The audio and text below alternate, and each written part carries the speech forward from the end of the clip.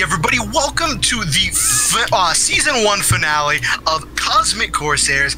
It's me, your GM, Orion Senshi, here with our wonderful cast. I want to say thank you to everyone who has been coming out to watch, and remember, we are having a bit of a challenge for all of you guys in the audience that as soon as we get to 30 viewers at the same time, something really awesome will happen, and our cast will get to see something really cool. And we are still doing the special that we did last time, where if you do beat the stream boss, let me know what character you're beating the stream boss with and what weapon they're using, and I'm going to narrate a short scene of it appearing in the mind of whoever it is you are giving that hero point to. I could tell you guys really liked it last time, so I am looking forward to seeing how many stream bosses we can beat this time.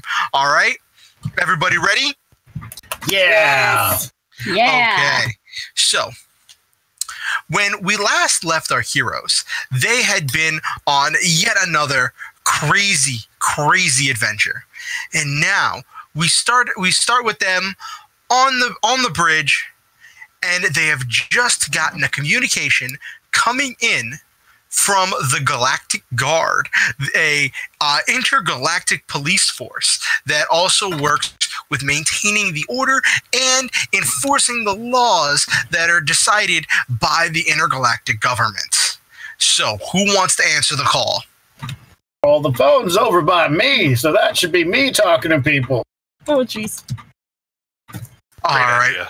So, Dr. Whitaker answers the call, and you see a tall, stuffy, blue-skinned alien on the other side of the vid screen, and he says, "Is this the space battleship Brave Star, the scientific mercenary ship?" Yes. I am contacting you because you come very, very highly recommended. I have been told that you have proven yourselves over and over again as being very capable and have been recognized throughout the galaxy for being able to get anything done. Really? Who are you? My name is Space Admiral Omni. Hey, there's an admiral on the phone. What was your name again? I'm sorry. Maybe Space I should write Admiral this down. Are you the communications officer of this vessel, or the captain, or a ranking official? No, I'm the doctor. May I? It's an admiral on the phone. I don't think I should be talking to him. I'm going to find somebody else for you to talk to. So hang on, I'm going to put you on hold for a minute. Okay, and at this point, his face blanks out as you've put him on hold right now, on vid call hold, and he's currently hearing a theme, like some kind of elevator music playing right now as he's waiting for this. Now, who is going to pick up the call that has now been put on hold? I will. Dr. Whitaker, what are you doing at my station? Well, I had left something here, and I put my hand over the... Is somebody on hold?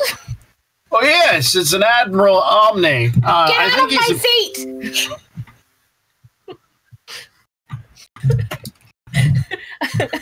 All right, so you answer the phone? I am so sorry, Admiral, for putting you on hold. Oh, well, thank you. I appreciate your concern. Can you give... Eden, can you give me a persuasion check? Yes.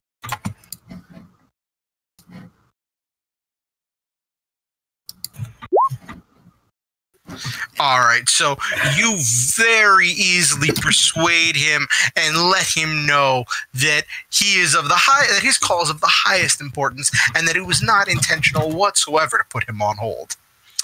And he tells you that there have been very many space scientists that have gone missing, and that they heard of all of the space scientists that you had recovered, that all of the individuals that you had recovered from that hidden base at the end of the last adventure.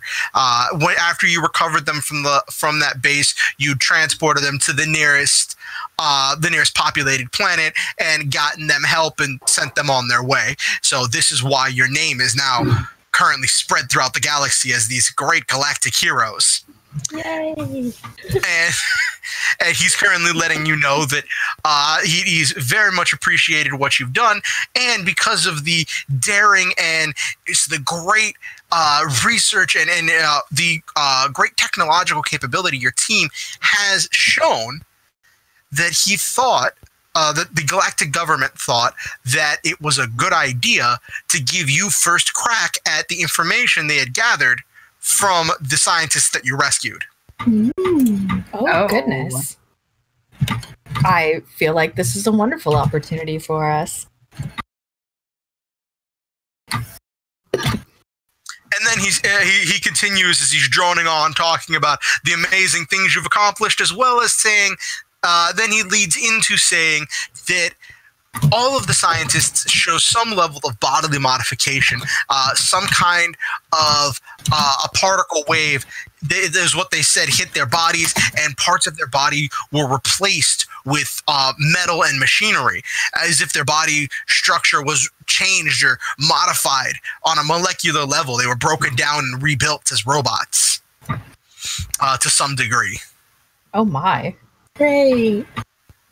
And you also know that currently little Timmy is, if you remember from at the end of the last session, he's still currently asleep. He's a bit robotic, and he has a cone attached to his neck. Yeah. And the scientists tell you that when they were captured, they were told that they were being transported to a base to work on some kind of hyper-tachyon device on a large scale.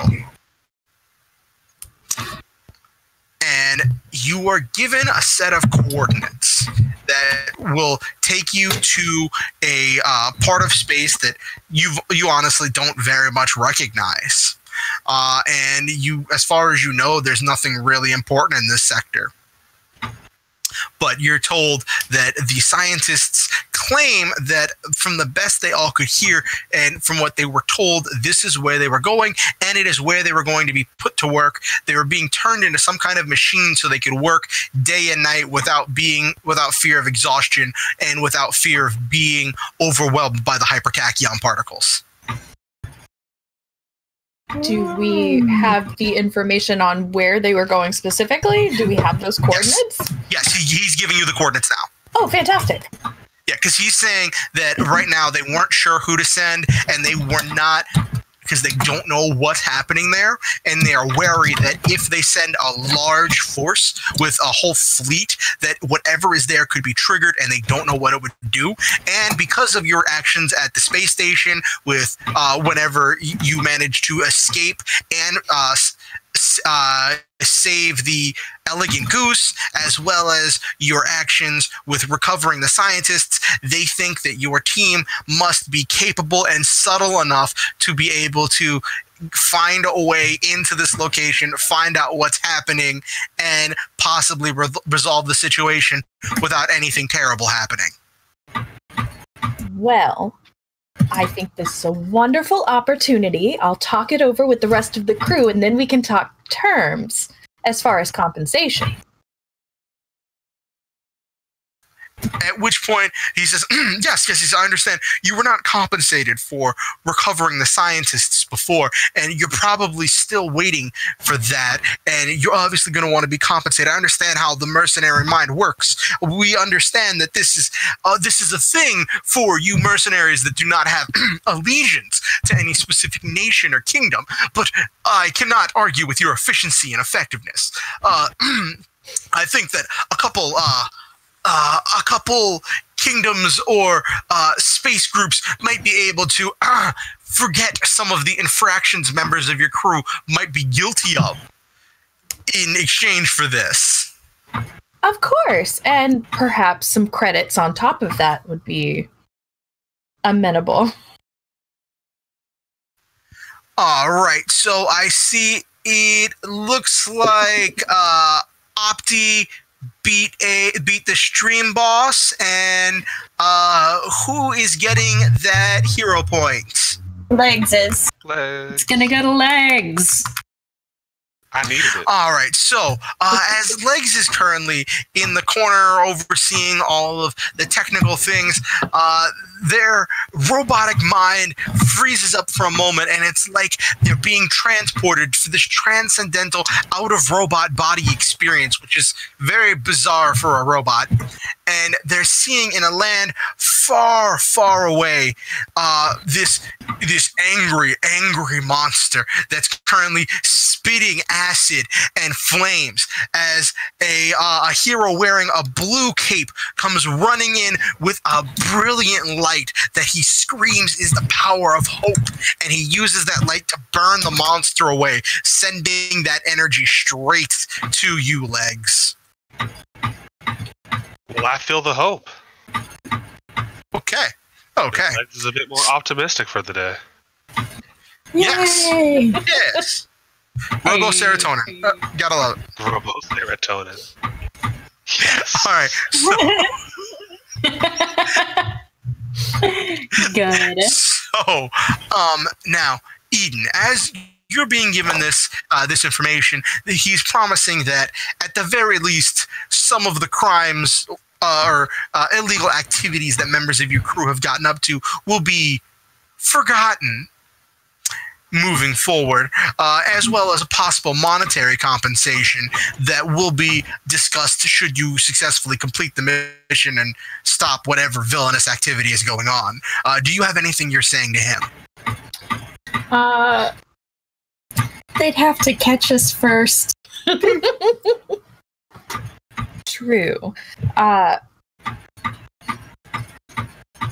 To be successful in this endeavor, we would at least need some credits up front. I mean, traveling through this space, this wild space, is definitely hard on one's pocketbook.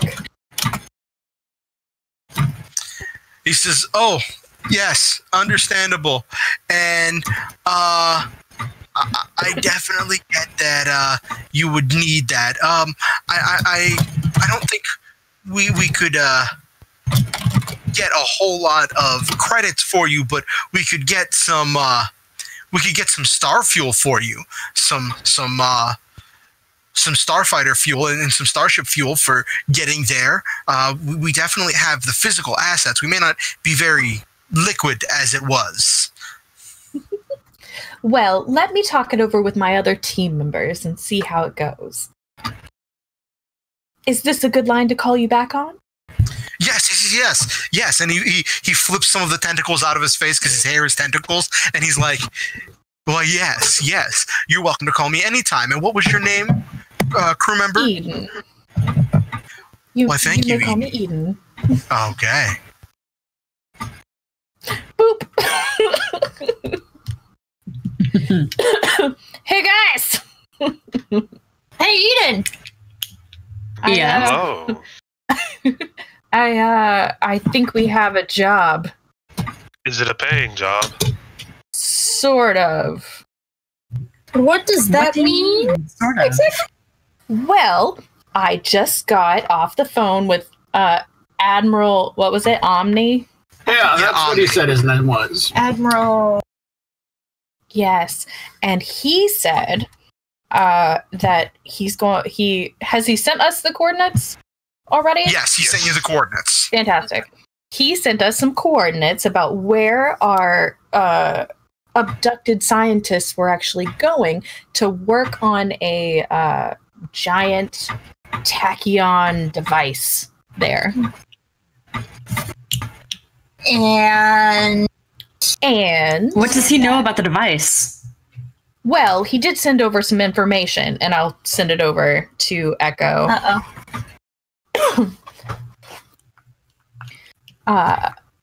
Yeah. There's no. We can't do anything about it now because I stepped away. Nothing. I'm monitoring chat. Oh, okay. And he said that he could get us some fuel up front so we could complete the mission, and then some of our indiscretions would be forgiven. I would rather have salvage and money. Yeah. Of course, I told him I would speak with you and then call him back and let him know what we decided. Oh, okay. I thought you had That's already understandable. cleared the deal or something. I'm a bit sad about that. No. I want That's our understandable, but I would like to get to the bottom of what's happening to these scientists. Money. Of course. Because it may also help me figure out what happened to me. Oh. Yeah. And it sounds like my technology is somehow involved in this. I would certainly like an answer to that. Yeah, that would be a good question to answer. Who got a hold of your tech after your, you know what? Thing happened? Yes. Yeah.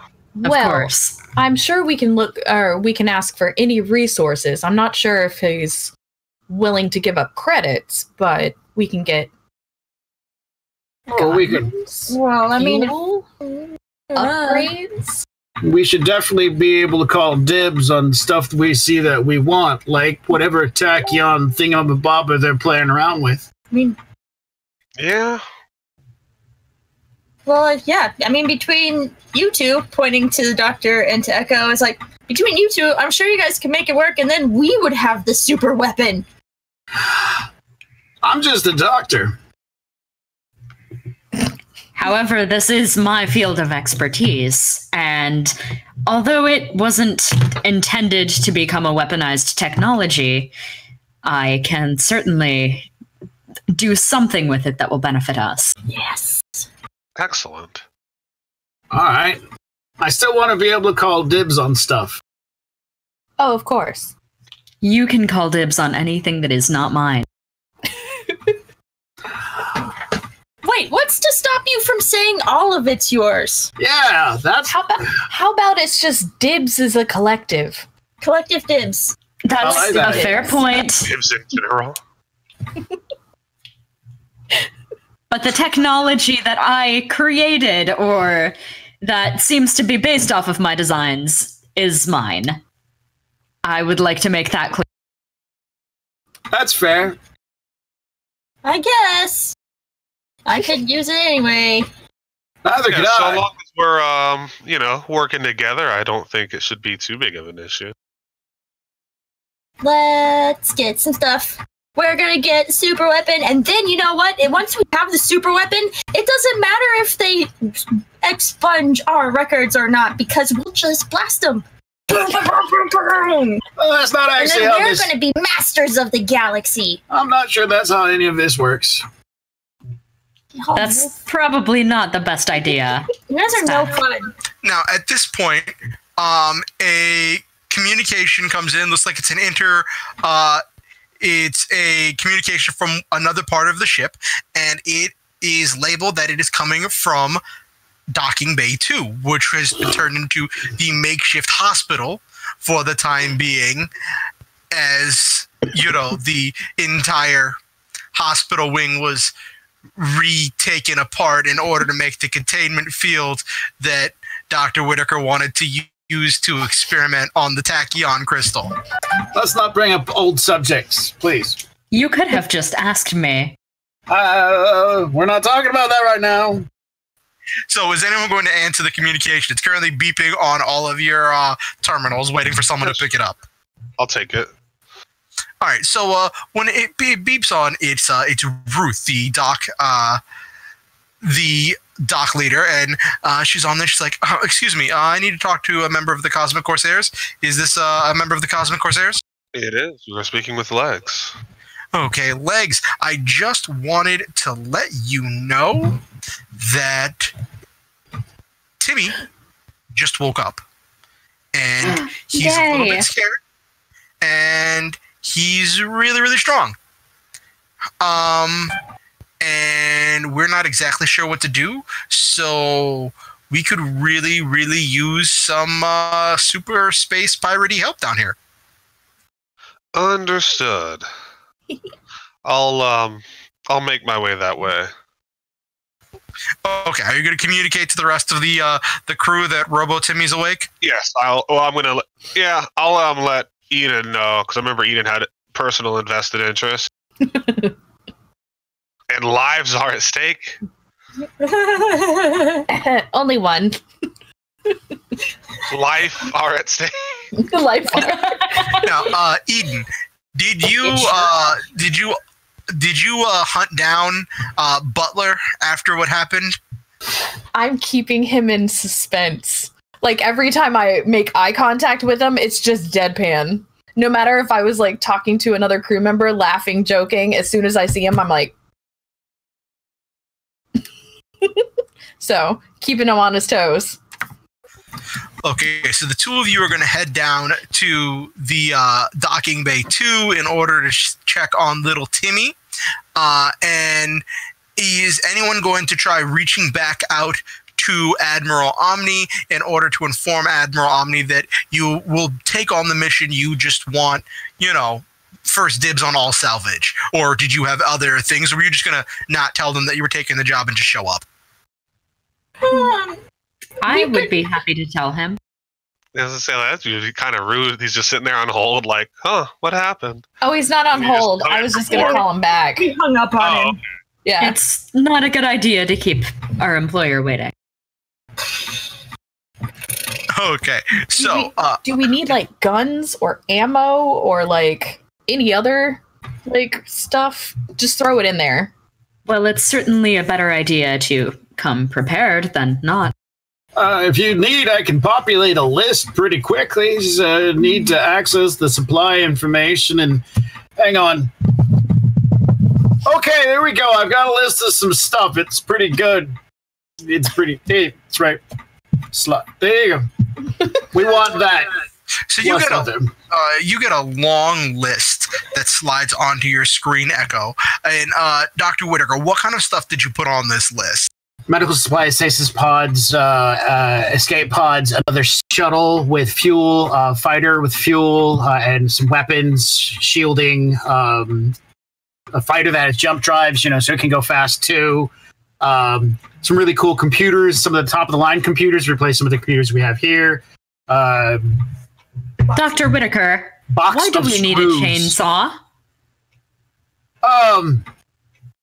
Well, that's for medical purposes. What kind of medical purposes do you use a chainsaw for? Well, Bygorians have a really thick, dense body structure, and if we ever had to operate on one, I wouldn't be able to. Isn't a chainsaw a little messy for that job?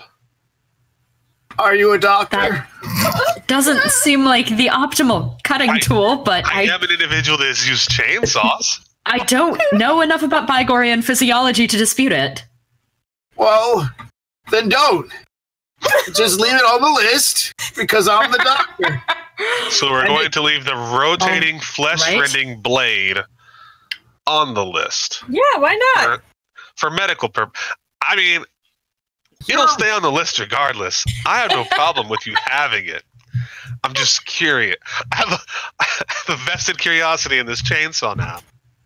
Well, it's used to remove things. Yes, it is. This is why I don't get sick. I'm the best doctor on the ship. At this point, the captain You're is the only there and doctor says, on the ship. Yes, recruited as the most capable doctor found anywhere in the galaxy, willing to work on a pirate ship. Thank you, Captain. Oh, yeah, because wasn't your medical license revoked? Blah, blah, blah, blah. We're talking. We probably sending this list off and letting get in this job so we can get done. I just want to make sure my information is up to date. Has anybody seen Timmy? He's up moving around. You should go check him out. Move the list along. We're going. All right. In the meantime, I am going to send back a call to Admiral Omni. Okay. All right. So I'm going to go over what happens with your call with Admiral Omni, and then we're going to jump over and see what's going on with little Robo Timmy. All right. All right. So as soon as the call goes through, you see Admiral Omni standing on the other side of the vid screen, say, "Oh, that was very prompt and efficient, Eden. You're not Eden." I am not Eden. I am another member of this ship's crew, and I am answering in her stead. I would like to let you know that we are planning to accept the job that you've offered. That is very, very efficient and very effective. We expect great things from capable independent contractors such as yourselves, as you have proven the versatility of members of the private sector. Thank you, Admiral. You flatter us. Have you got a full list or ideas of supplies that you would need? We do. I am sending it to you right now. And I send it to him. I send him Dr. Whitaker's extensive list. Okay, and he says, "Okay, I've just received the list." As he's looking back through, he says, "Okay, ship with a fighter with a jump drive. I think I can get one of those. Chainsaw? Wait, hold on. Is that a hyper trampoline?" It is for the chainsaw is for medical purposes. As it actually says medical chainsaw. medical grade chainsaw. Would a laser scalpel work? According to our ship's doctor, we do need a medical grade chainsaw. Yeah, lasers don't cut through Bygorian flesh. At which point, if you have any inquiries about the supplies that we have requested, I would ask you to forward them to our ship's doctor. That is not my area of expertise. At this point, he starts to pale a little bit, going from the bright, vibrant blue he was to a more pale blue. He says, "So your doctor says that he needs a medical grade chainsaw and a laser scalpel won't do. I will..." He is a skilled medical professional.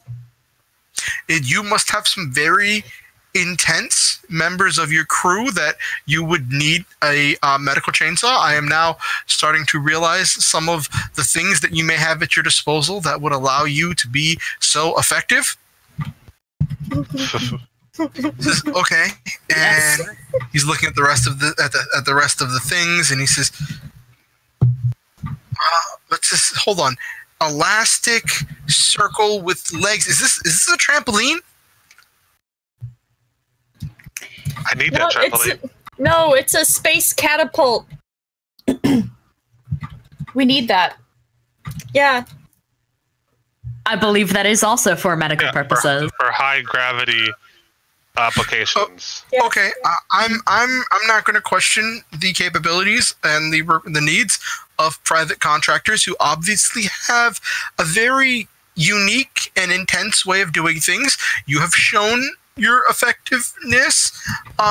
Tell Eden that Admiral Omni says hello. And wait, hold on. Is this some kind of poultry with what's this? A peacock? The peacock is also for medical purposes. No, well, I thought the peacock was going to be our new mascot now that Timmy's a robot. We can have two mascots. At this point, he says, "Oh, wait, hold on. But a live peacock? It is necessary. We do need it. It's very important to complete our mission that we have this live peacock. I don't understand what's so hard about this. What don't you understand, Admiral? Aren't we the experts? He's at this point, he's kind of like, you could tell that he's starting to question his life choices. So, Echo, give me a persuasion check. Can I make it a deception check instead? Sure. Excellent. I need you to beat a 22. All right. You can do it. I believe in you. Barely. Yes. Yes. Amazing. He buys it. He's like, Great. he's like, okay, you know, some animals have been known to have medical uses while they're alive. I've read some things about something called therapy pigs. So I guess, you know, peacock must be useful, but or maybe, I don't know, there's some cultures that kill live animals as part of medical procedures, so it might be why you need the medical chainsaw. But you know what? I'm just not going to ask. I don't want to know.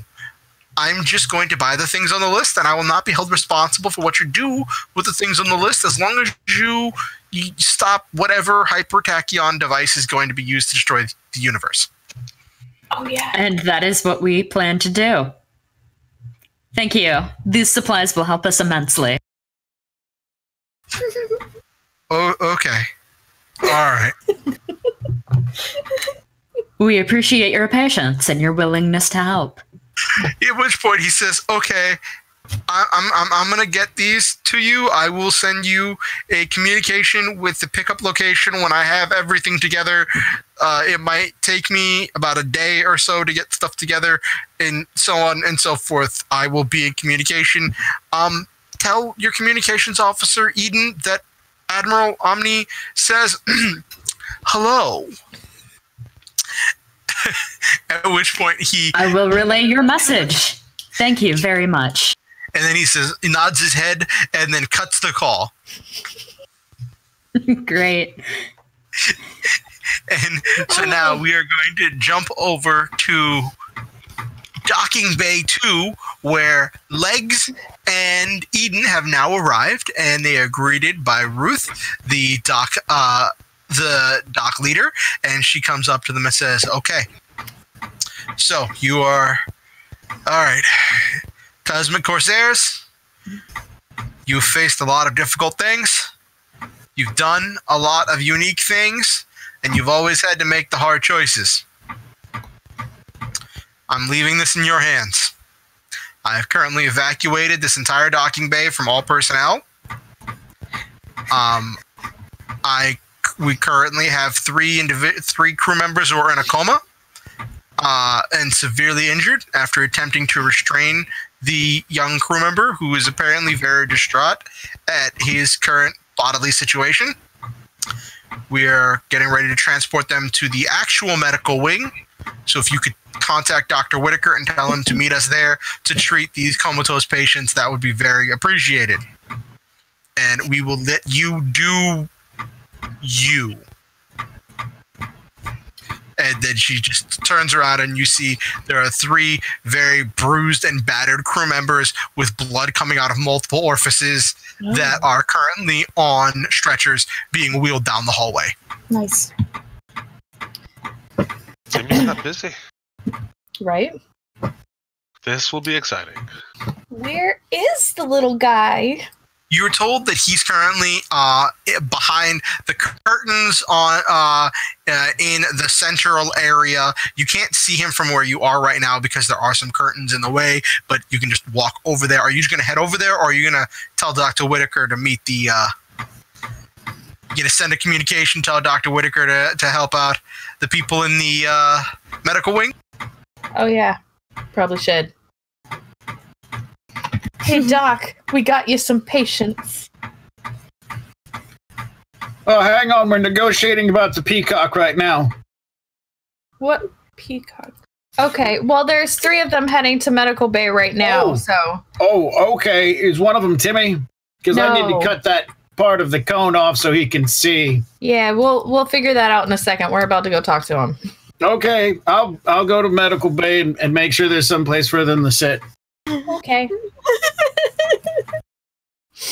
All right. So you two just gonna walk in there and look for little Timmy? I'm gonna stealth up first. I will walk over to the curtain, but say, "Hey, Timmy," in my nicest voice to alert him to my presence so he doesn't freak out. All right. So give me a perception check, Eden. You are just knocking it out the park today. I know. Nice. Yeah. So you can hear some sobbing on the other side of the curtain, and you can see what looks like an overturned hospital bed that like it's turned sideways, and you can't see what's on the other side of it, but you hear what sounds like sobbing coming from the other side of it. And as you start to open the curtain, you hear a voice say, "No, don't come any closer. I don't want you to see me like this. Timmy, come on, No. Timmy, it's me. I don't want you to see me like this." Now, You know, Legs, you're currently invisible. What are you going to do? I'm gonna go ahead and quietly approach. All right. So, give me a stealth check. You're getting a +5 on that. In addition, because you're still. Oh, yeah. Oh, It would okay. be 19, I guess, because that's not got my +5. Okay. All right. So little Timmy is not reacting to the sound of your entrance, and he doesn't notice that the curtain parts when you come in. When you come around the other side to see where little Timmy is, you see his body is very metallic and shiny right now, and he's currently curled up in the fetal position, and his cone, the edges of the cone at the very top appear to be glowing. Well, that's exciting.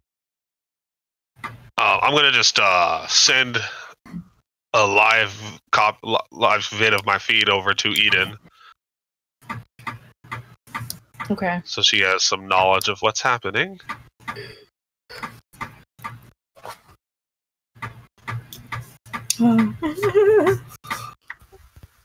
So I say that one more time for me. I missed that. I'm sending the feed over to Eden, Okay. So and I'm also gonna try to get onto the ceiling. Okay, so you're able to jump up there, and you have your wall crawling, so you're able to get to the ceiling very stealthily. Little Timmy doesn't seem to react to that. And Eden, you get on your communicator, on your wrist communicator, you see there is a video feed showing what little Timmy looks like, and you see him in looking all metallic with his hospital gown on, and you see the top of the cone is currently glowing. And you see him curled up in the fetal position. Okay. Timmy, you know everything's gonna be okay, and I don't care what you look like, okay? All right, so give me a dodge check. Oh no!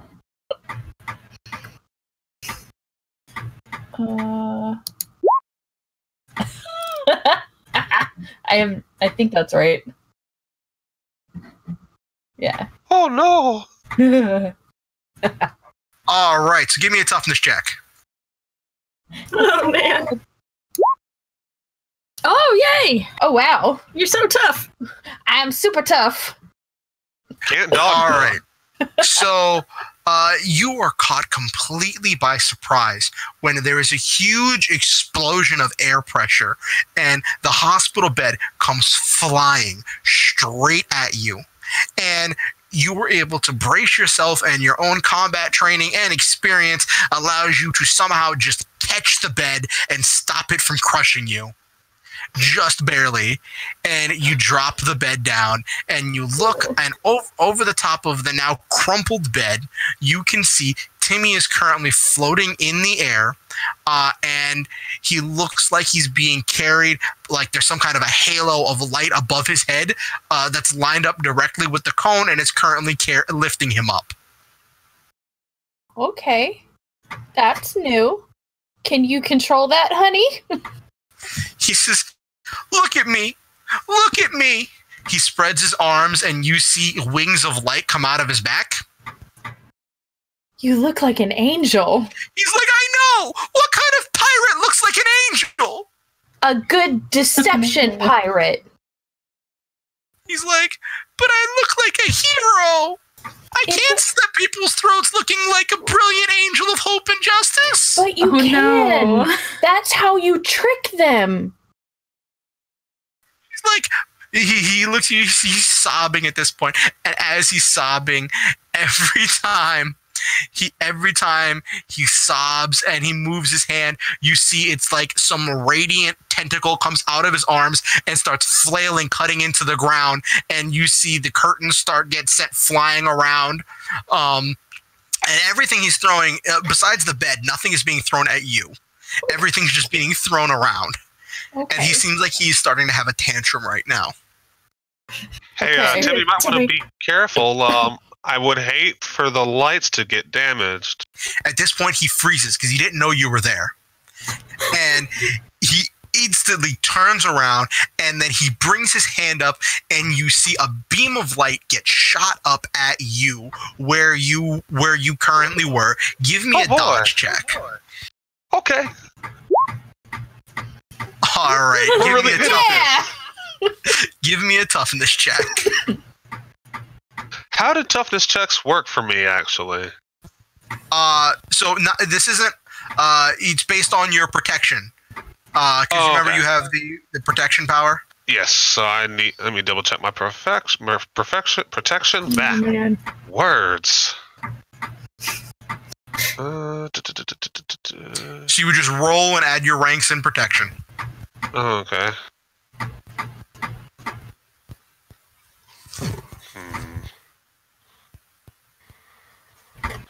Don't see any ranks in protection. I don't have your sheet in front of me. We're just going to presume that right now you got a. I know we gave you at least 7 ranks in it because you're a robot. Okay. Yeah. Yeah, I've got enhanced defense 5, but. Yeah, But okay, so I'll do 7 robot, whatever. Okay.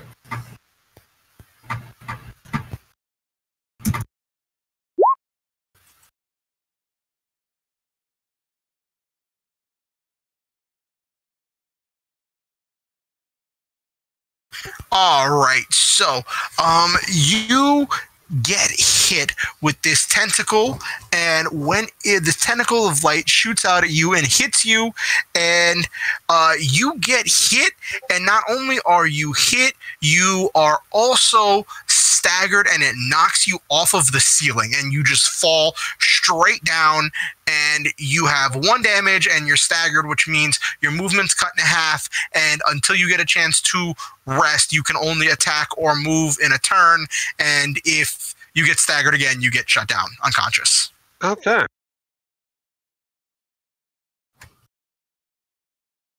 Timmy. That is not very nice, sir. Come down here this instant. Timmy looks at you, he says, why was he sneaking up on me? Am I an enemy? No. Am I a hero? No. Pirates kill heroes. Are you going to slit my throat and wear my entrails like a necklace? No. Come here. No. All right, give me a persuasion check. Let's see if you can keep this good mojo rolling. 32.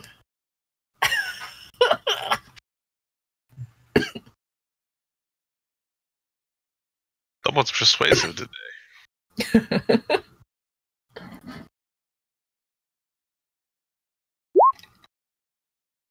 All right, so he has completely failed his will. He crit failed his will save to avoid your persuasion, and he starts to calm down. That's right. At which point he descends back down because he was floating in the air. He descends back down. The halo that was above his head, it stops glowing and it comes back down. And you actually, now that it's not glowing, you see that it's some kind of metallic disc that connects to the top of the cone that was giving off light. And it fits right back into the top of the cone. And the wings of light that were on his back dissipate. and the tentacles of light that were coming out of his arms dissipate as well. And he says, and then at which point he comes down and he comes running up to you and he gives you a hug. Aww. And he just starts crying. It's okay, sweetie. But then he keeps squeezing. Oh, God. And he keeps squeezing because he's so scared. Okay. You're real strong. And then he keeps squeezing and squeezing, and then he starts picking you up, and he starts sobbing even harder. Now, you realize you're off. You are currently lifted off of the ground right now by this little 3.5 foot tall child. You are so strong now. This is okay. Okay. I pat his head. I just kind of like in the cone, I guess. Yes, the cone at this point is now up to his eye level. Okay. Okay, let's put Eden down, and let's get you a juice box and talk about some stuff.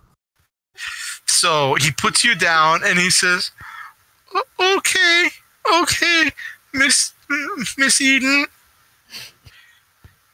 and then he puts you down, and you're like, because now you can breathe properly again. Yeah. So, great thing about this, while looking for a hero, you have the upper hand in a situation.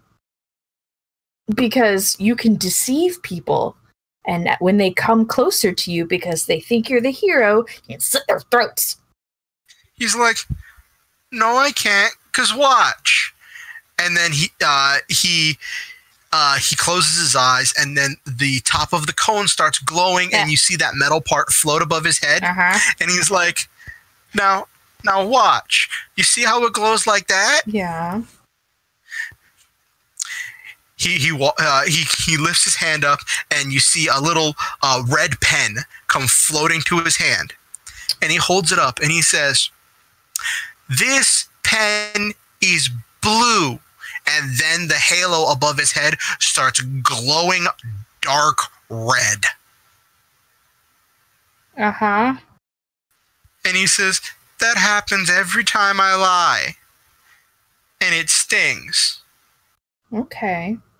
So an angel of death then. You just got to announce your presence. Don't lie to him then.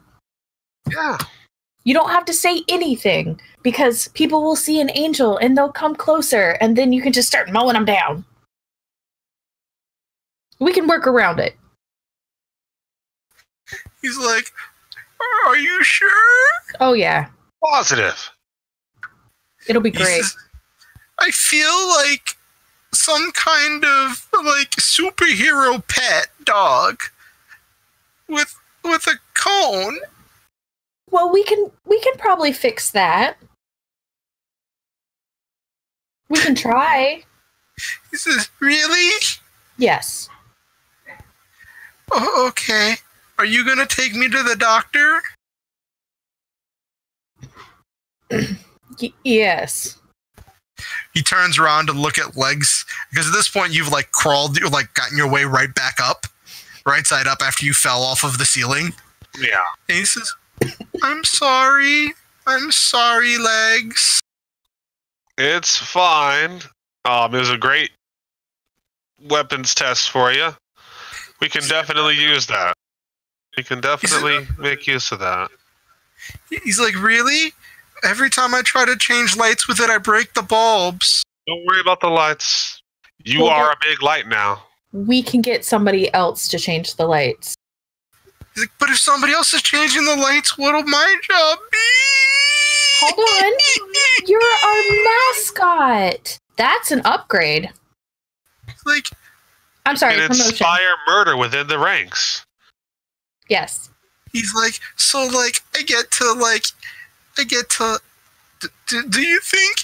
He starts sniffling. Do you think that maybe kind of and at this point he stopped glowing and the circles come back in, and he puts his hands behind his back and he's looking down deep into the cone, and he starts his foot's dragging along the ground like he's trying to say something, but he's super embarrassed. And he says, do you think like I'm kind of like, since it's like a promotion as a mascot, that I could kind of like maybe sort of kind of be like a Come on. like a member of the team? Like maybe kind of sort of a cosmic Corsair, maybe? Let's say right now you are an unofficial member. He's like, really? Unofficial. Do I get to... We have to talk to the others. That's how this works. You cut out. Oh, so he looks at you and his eyes start glowing. He's like, really? And he starts to float off of the ground a little bit. Okay. Not a lot, but just a little bit. And he's like, really? Really, really? Like, kind of, sort of? Calm down. Like, we'll see. Like, do you think, like, there's a chance that, like, I could, like, you know, do pirate stuff? Like, rip someone's colon out their anus and strangle them with it? Oh my god. Oh no. I'm sure we can find the perfect job for you. But you can't go around hurting the other crew members with the flailing. He says, really? Really? And at this point, he gets super excited, and he just rockets up to this eddy till he does a flip and is standing on the ceiling, and he says, "I'm gonna be a cosmic Corsair." Calm down. I said we'll see. Get down here. Come on. He's like, "Oh, okay, Miss Eden." And then he jumps back off, and he's currently floating back down to the ground to stand in front of you. Now, Legs, you just watched all of this happen. What is your response to this? Nothing verbally. However, I will text the rest of the crew, like, we may have a situation on our hands involving Timmy. Now, we're going to cut away to the bridge of the ship. Now, at this point, everybody else is kind of doing their own thing right now, but Spec, you are kind of bored just because you've been sitting there waiting for all of these slow people to do slow people things, and you get a text message on your communicator, and you see it before everyone else because you're super fast. Yes. And this message says, "We might have a situation with Timmy. This could be dangerous." And it says it is coming from Legs. What is your reaction right now?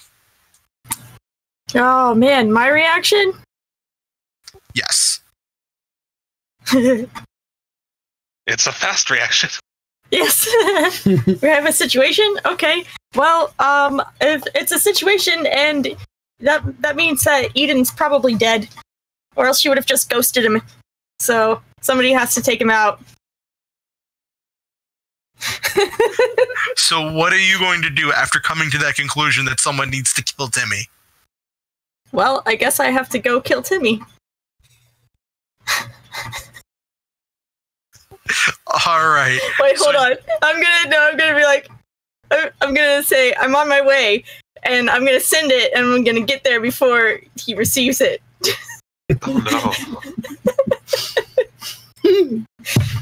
Now, when you arrive, you see Legs kind of limping in the corner after getting blasted, and you see Eden looking like she's clutching her gut, like she's trying to catch her breath after almost getting squished. And you currently see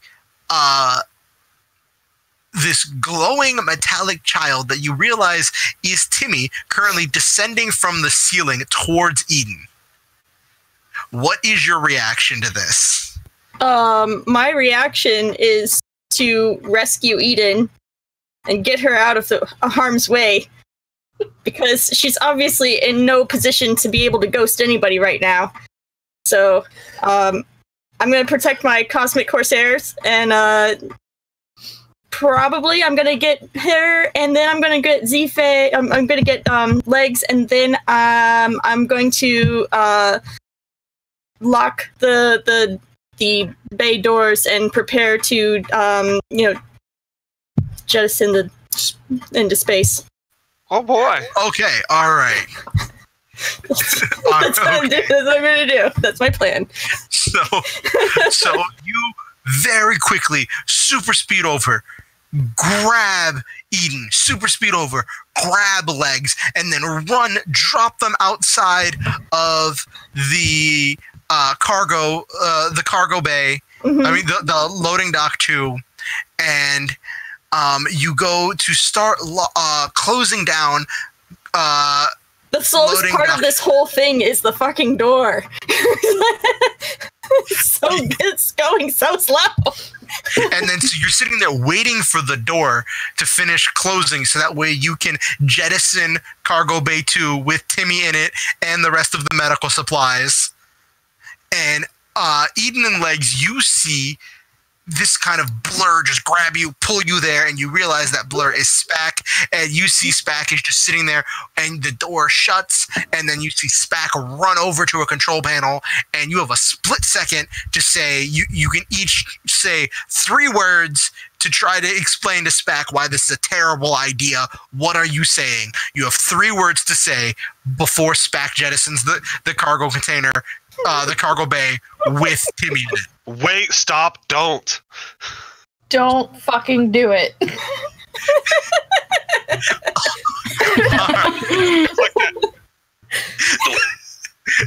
Do it as one word. Yeah, do it.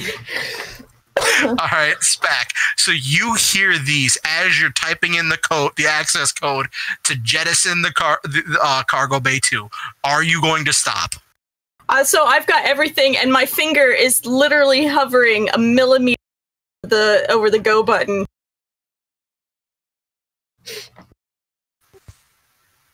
Well, It's okay. We talked him down, and he's okay now.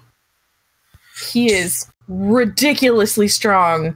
Yeah, that and means an he's asset. in danger. I'm sorry, what? No, he is an asset. Now, at this point, all 3 of you hear a wailing going on inside the cargo, inside docking bay 2, and you hear crashing, and you can feel the ship start to shake as Timmy starts throwing a tantrum. See? Can I hack Timmy? Not for you. Oh dear. I have to get back out there. Echo, get on the PA. Get on the bullhorn. Yes. Timmy, it's Or okay. not Echo. Oh, sorry. So many names. So things. Too many. Well, I mean, I'd say too many E names, but one's an E and one's a 3. Yeah, sorry. Don't listen to me. It's phonetically E. No, you were right. No, Zeph meant Eden, not Echo. Oh, good. I was intending to eat it. Then yes, Timmy. But I stop have it. such a calming voice. This is also true. All You right. two, harmonize. Quick.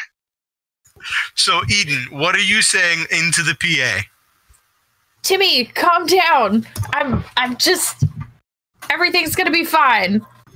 You're telling a scared, confused robot Yep. child who's in the middle of a tantrum to calm down. Yes. And also, I'll be right there. Now, now we're gonna really quickly cut back to the bridge where Echo and Dr. Whitaker are still have just finished communicating with Admiral Omni about the list, and we're talking about the medical chainsaw and the peacock and their uses. And you see, oh, we got a text message from Legs. Oh, it says there might be a situation with Timmy in danger. Oh, looks up, Spack is gone, and then you see the notification come across your screen that preparations have been made to jettison docking bay 2 and all of its contents, but the final command wasn't entered. What is your reaction from the bridge?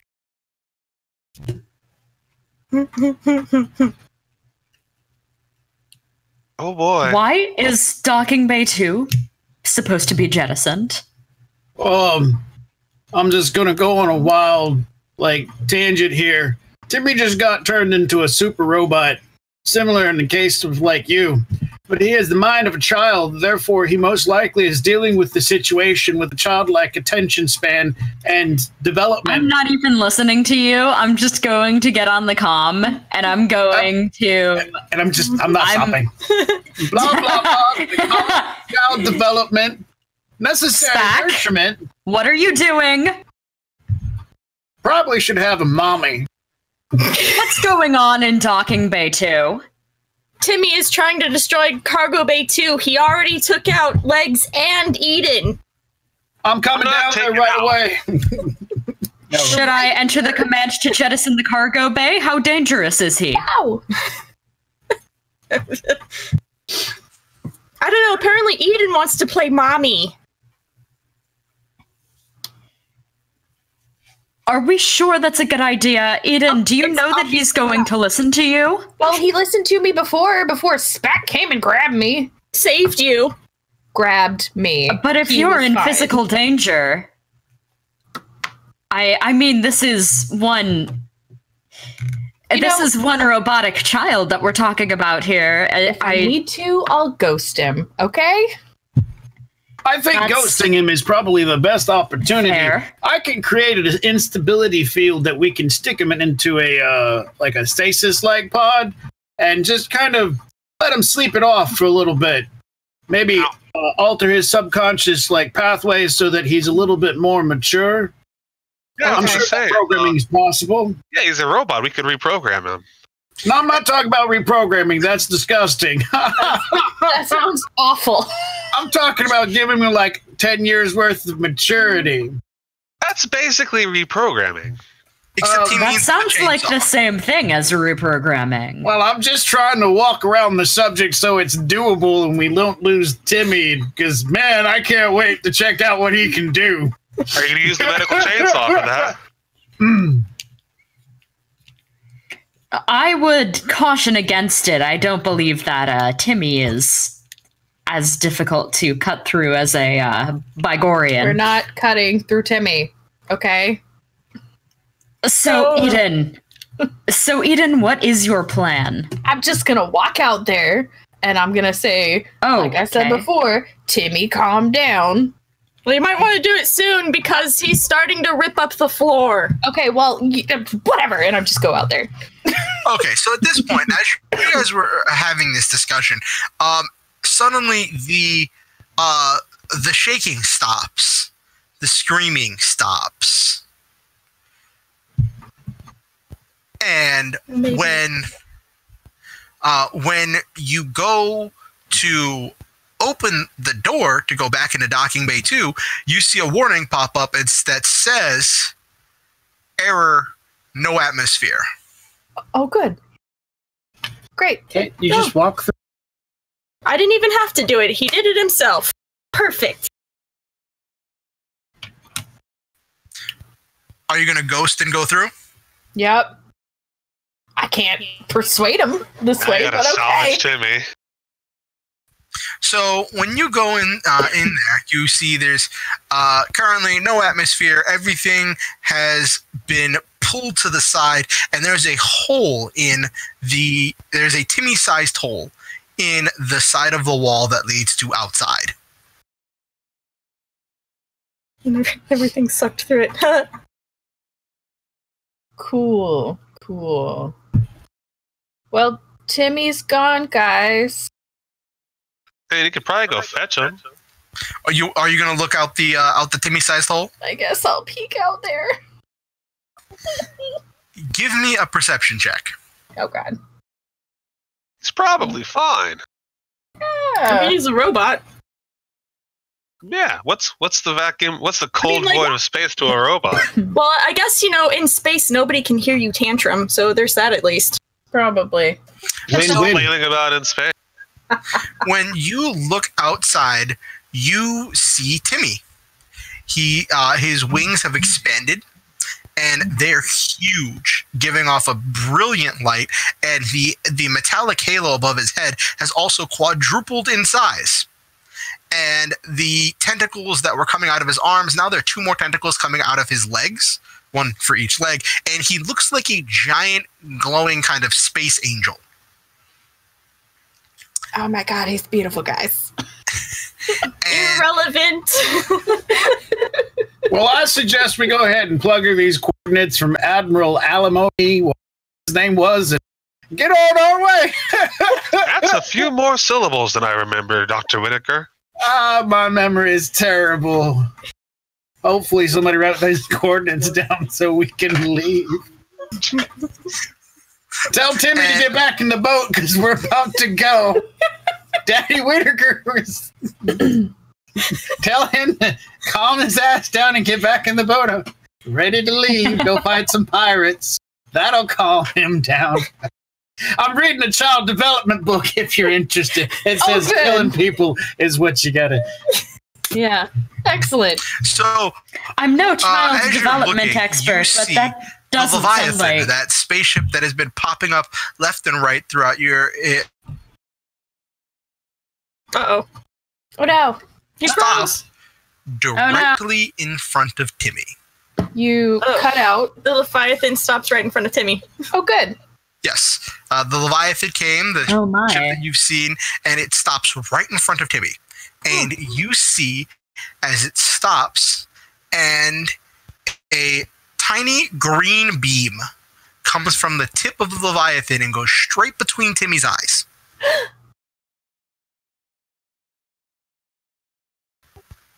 And all of you who are not Eden don't see this at all. None of this is coming up on the sensors. Awesome. Great. And suddenly, you see a little figure appear right in front of Timmy. It looks like a little girl. A little human girl. What is that? Why is it doing that? What is it? And then she disappears. And then the green light disappears. And then the Leviathan flies off. Timmy's light tentacles draw back in, as does his wings, and his halo gets smaller, and then he floats back towards you, towards the Timmy-sized hole.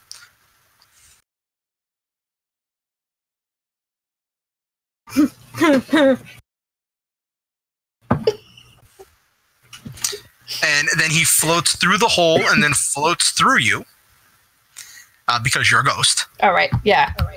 Duh. Wait, what? Got ya. For a moment, she's where I like, was. he can ghost too? Oh, wait, no. Oh wait, that's just me.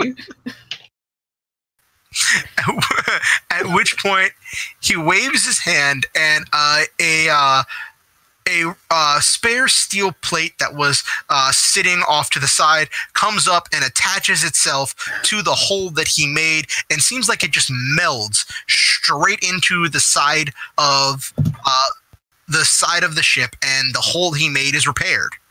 Well, that covers my concerns. Do we have atmosphere again? Air starts coming in as the emergency systems kick back on. Timmy lands back down on the ground, and he stops glowing, and then he sits down.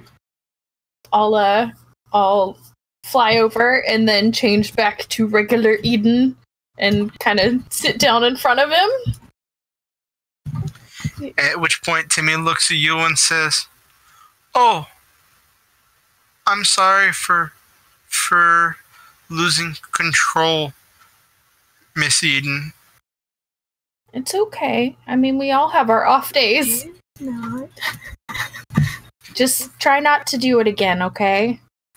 Okay. Levy told me that I should be good or else you'd do bad things to me. Levy? Is that the little girl's name? You saw her too? I did. Is that all she said? I didn't understand the rest of it, but she said that I should be good because little kids with big powers who don't be good have bad things happen to them. I mean, she's not wrong. Okay. Well, let's get you to Medbay. Speaking of Medbay, now we're going to cut to the Medbay where Dr. Whitaker has arrived to treat his patients. So, Dr. Whitaker, you got there before the patients because you know the shortest way there. And you get there, and the medbay is still torn up for your attempt to make that containment device that you were working on before everything went crazy. Before and Timmy got kidnapped, and everything was torn up, and it was like it was 3/4 of the way done, honestly. So what are you going to do? Right next to medbay happens to be some crew quarters that are currently being unoccupied. I would have sent a communication down to Gauza to go ahead and cut a hole through the wall of medbay into those crew quarters. They're already set up. That's the new part of medbay. We're giving it an extension. Then take that section of wall, drag it over, and lean it over the casing for the particle of crystallized tachyon so nobody can see it. And then kind of like tack weld it there so it won't move in case we get hit or something. And then maybe put a curtain over it or drapes or something. Kind of dress it up. He's got interior decorating skills. I put 1 dot into it. I can make that tropical looking drapes. Tropical looking drapes, yep. Okay. Yep. That's my plan. And then I'll go down there and like watch him work because I'm not picking up heavy objects. That's what I made him for. So you watch as he cuts the hole in the wall, takes the section of wall, puts it up, and he starts bending it and tack welding it as he's grunting the whole time. And then he starts looking for things to use for the tropical style drapes. And he's digging through what cloth and things he can find. And then when he can't find enough thread to connect the 2 drapes he has to make a big enough drape. So then you see him reach into his internal cavity and pull out just some twine made of pure flesh that makes a because he has the multi-purpose ability where he can just like take random tools out of him, and then he starts stitching up the 2 curtains to make a bigger curtain with that fleshy twine. It's like, spider silk. It's like spider silk, right? So once that's set up, the medical bay is all prepped. I make sure that we have some comfy beds for these coma patients, and I'm not going to deal with them right now. They're not in a coma yet. I was told there were 3 coma patients. Yes, they are comatose at this point in time. Okay. They're severely injured, and they have fallen into a coma. I'm going to the spare uniforms room and gathering about 6 belts. No, make it 12. When they show up, I'm just going to tie belts to them so they're stuck in a bed. That's it. Maybe hook up some medical device that pings to them and just leave them in that other crew quarter. Change the access code to that crew quarter so that only I can get in and out just because reasons. And call that a medical success. I'm just shelving the coma patients for now because we got to go fight space pirates. Gotta go steal a super weapon. That's more important.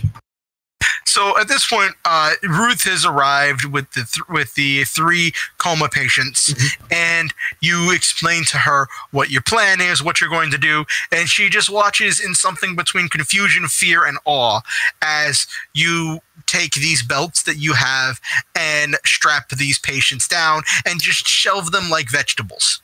Oh, and I also make sure to hook up like Nutribags of some type to make sure they have a steady supply of calories. Wouldn't want them dying of starvation while we forget about them for the next few weeks. Checking my watch. I'm going to set a calendar date so that I'll remember to come back to check on these guys. Okay. And I tell Ruth it's all okay. Hang on, let me use the voice.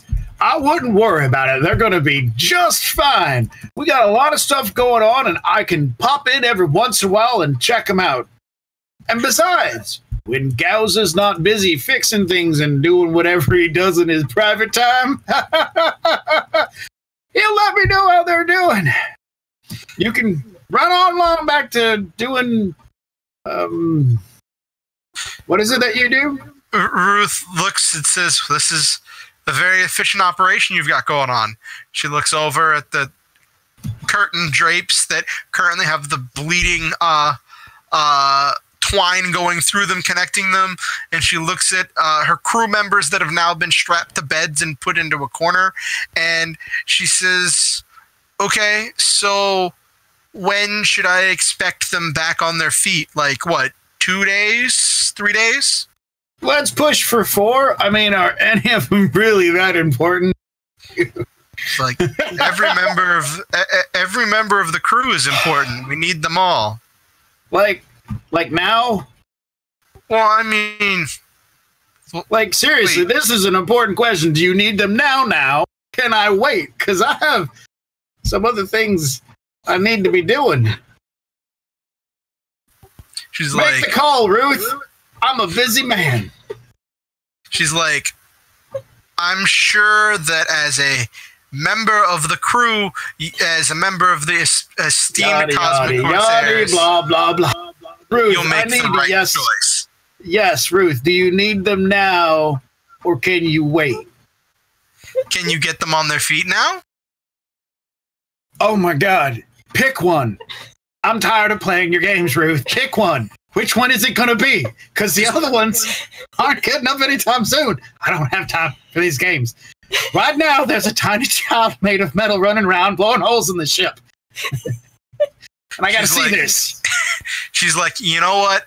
Fine. Just whenever you get them on their feet, let me know. And she storms out with the crew members who aren't comatose. All right, I wait till they leave, and I turn over the Gauza, and I say, check the personal records and figure out which one's one of the more apt ones that's always on time and well dutiful. Run a diagnostics and figure out which one that is, and we'll make him revive now.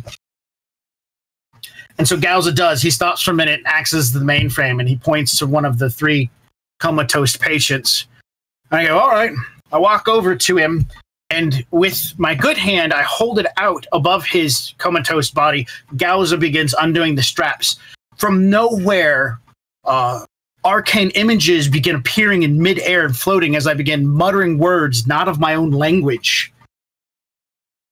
And I'm going to make a roll. Okay. Where is it at? Where is it at? think There it is. Is this it?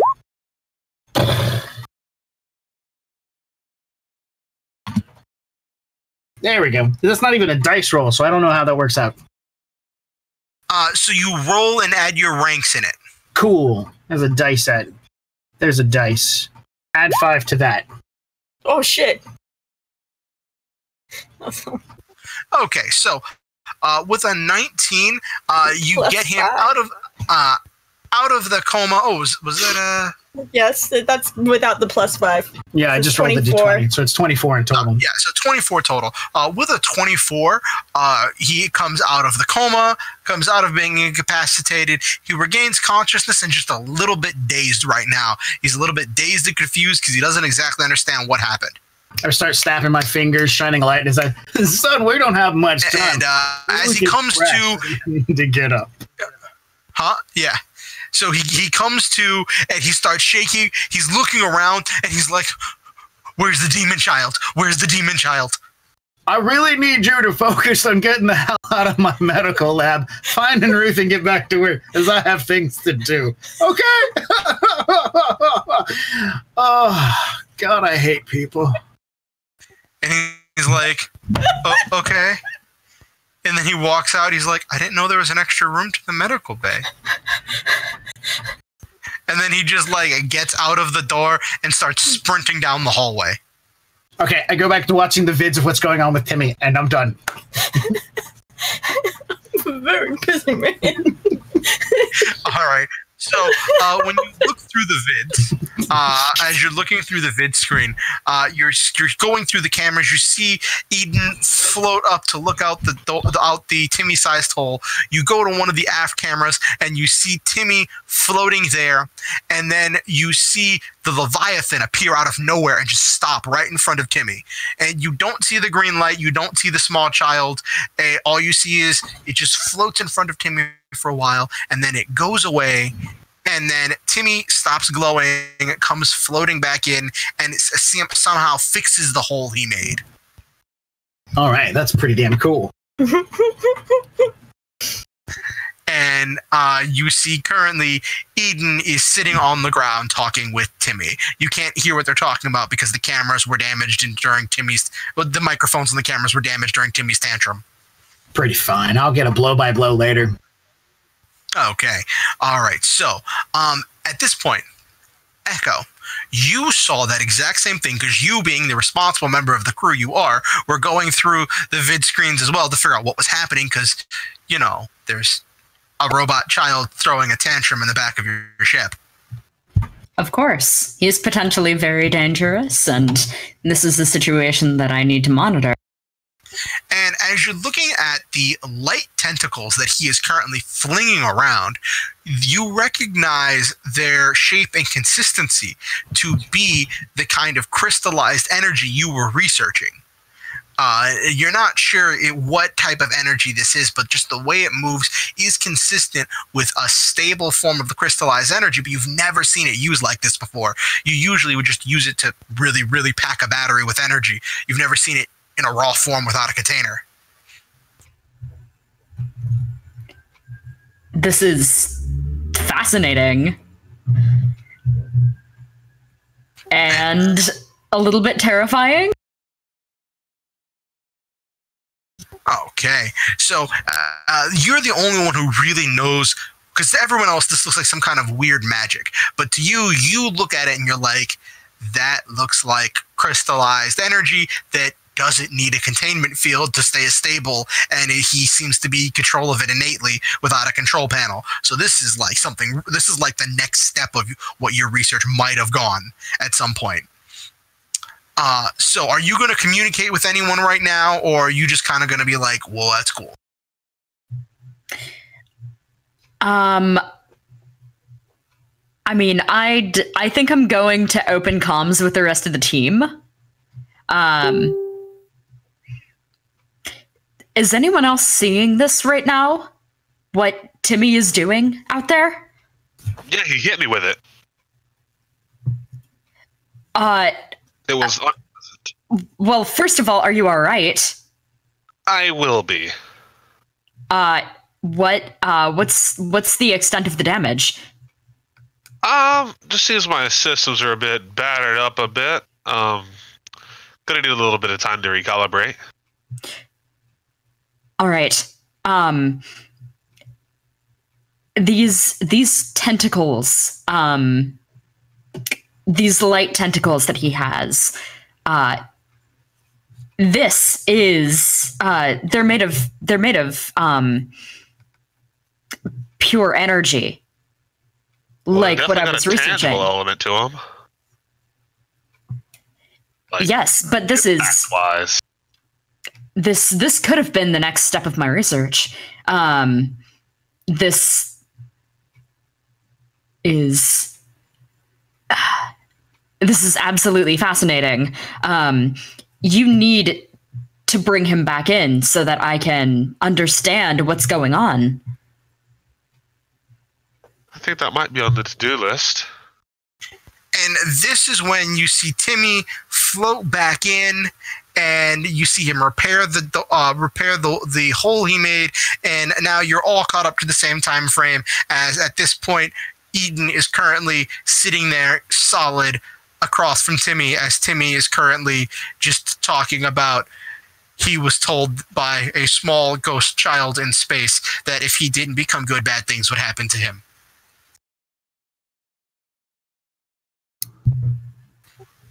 All right. So Spac, you've watched all this happen in slow-mo.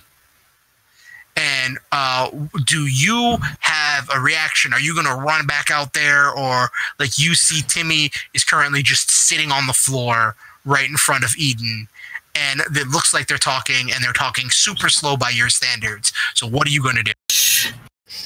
Well, apparently Mama Eden troll now. So I'm going to get us the fuck out of here because I'm tired of dealing with crybaby Timmy. And I'm going to get us someplace where we can actually make some money. So as you run up to the front of the ship, you see that there is a message that has been received, that you guys have received from Admiral Omni, that says he will have all of the equipment together in a day's time at these coordinates, and he gives you coordinates that are on the way to the system that this scientists were being taken to. Excellent. Well, then I guess we'll make a pit stop there. And then head on to victory. All right. So you're just going to jump into light speed and start heading there? Yep. I'm not even going to bother telling anybody we left. Okay. Once I hear the engines kick off, though, I'm going to go ahead and start taking some time to rest and self-repair. Okay. All right. So all of you feel the engines kick on as SPAC gets the ship started, and you start heading towards that pit stop for that pickup. And now we cut back around to Eden, who's currently sitting on the floor with little Robo Timmy, and you've just felt the engines kick on, like you're taking off going into light speed. Oh, good. Well, let's get you to Med Bay, I guess. Yeah, let's do that. Are you tired? You need a nap? He looks, he says, I feel like I should be tired, but I'm not. Okay. Well, But I could, I don't know. I guess I could go for some laying down. okay. Well, let's go do that then. And I just hold out my hand so we can walk together. So he grabs your hand. His hand isn't squeezing yours. It seems like it's really gentle, like he's trying really, really hard not to hurt you. That's good. Excellent. Okay. So I will, I guess, call the rest of the crew and say, I'm taking Timmy over to Medbay now. Oh, dear God. He's going to lay down. Shouldn't you be taken to a mechanics bay? And he's going to lay down and take a nap. That is an excellent point. Actually, is he still organic in I'll find any way, out. or is he fully I'll run robot? some scans and do doctor shit. God damn, Timmy. Get him up here. We're going to find out how he works. Be gentle. with him, Dr. okay? Whitaker, if you don't mind, I would like to meet you in the med bay. Be gentle with him. He's made of fucking metal, Eden. Yeah. You know what? He's still our little Timmy. Which will soon be replaced by a damn peacock. Can't wait for that damn bird. Come on down to med bay. We're going to open this sucker up and make some tick. Joking, Eden. We're not going to open him. Dear God, he's probably got some detonator on the inside for not die. We're going to just scan him a bunch. God, I could see you through the comm link staring at me. Laser eyes. And that's not even... Yeah, I imagine it was laser eyes, right? You're always that way with everybody. Poor Butler. Now, Eden, as you're walking down the hallway holding little Timmy, all of the crew members you come across going through the hall like plaster themselves against the wall because they are completely terrified of what happened, because this child, while throwing a tantrum, was literally throwing 500-pound hospital beds around like they were made of paper, and was was going completely nutso, and at one point lifted a escape shuttle over his head with one hand and was swinging it at people who were trying to tell him to calm down.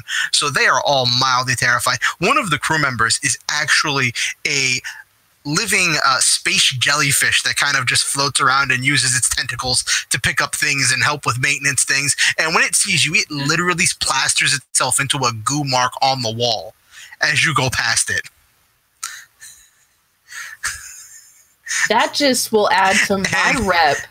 As you two are walking, and you also go past Butler, who is completely and utterly pale.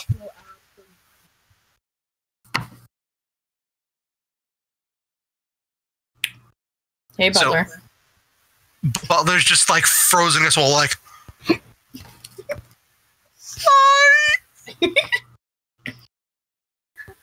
I'm glad Timmy's okay.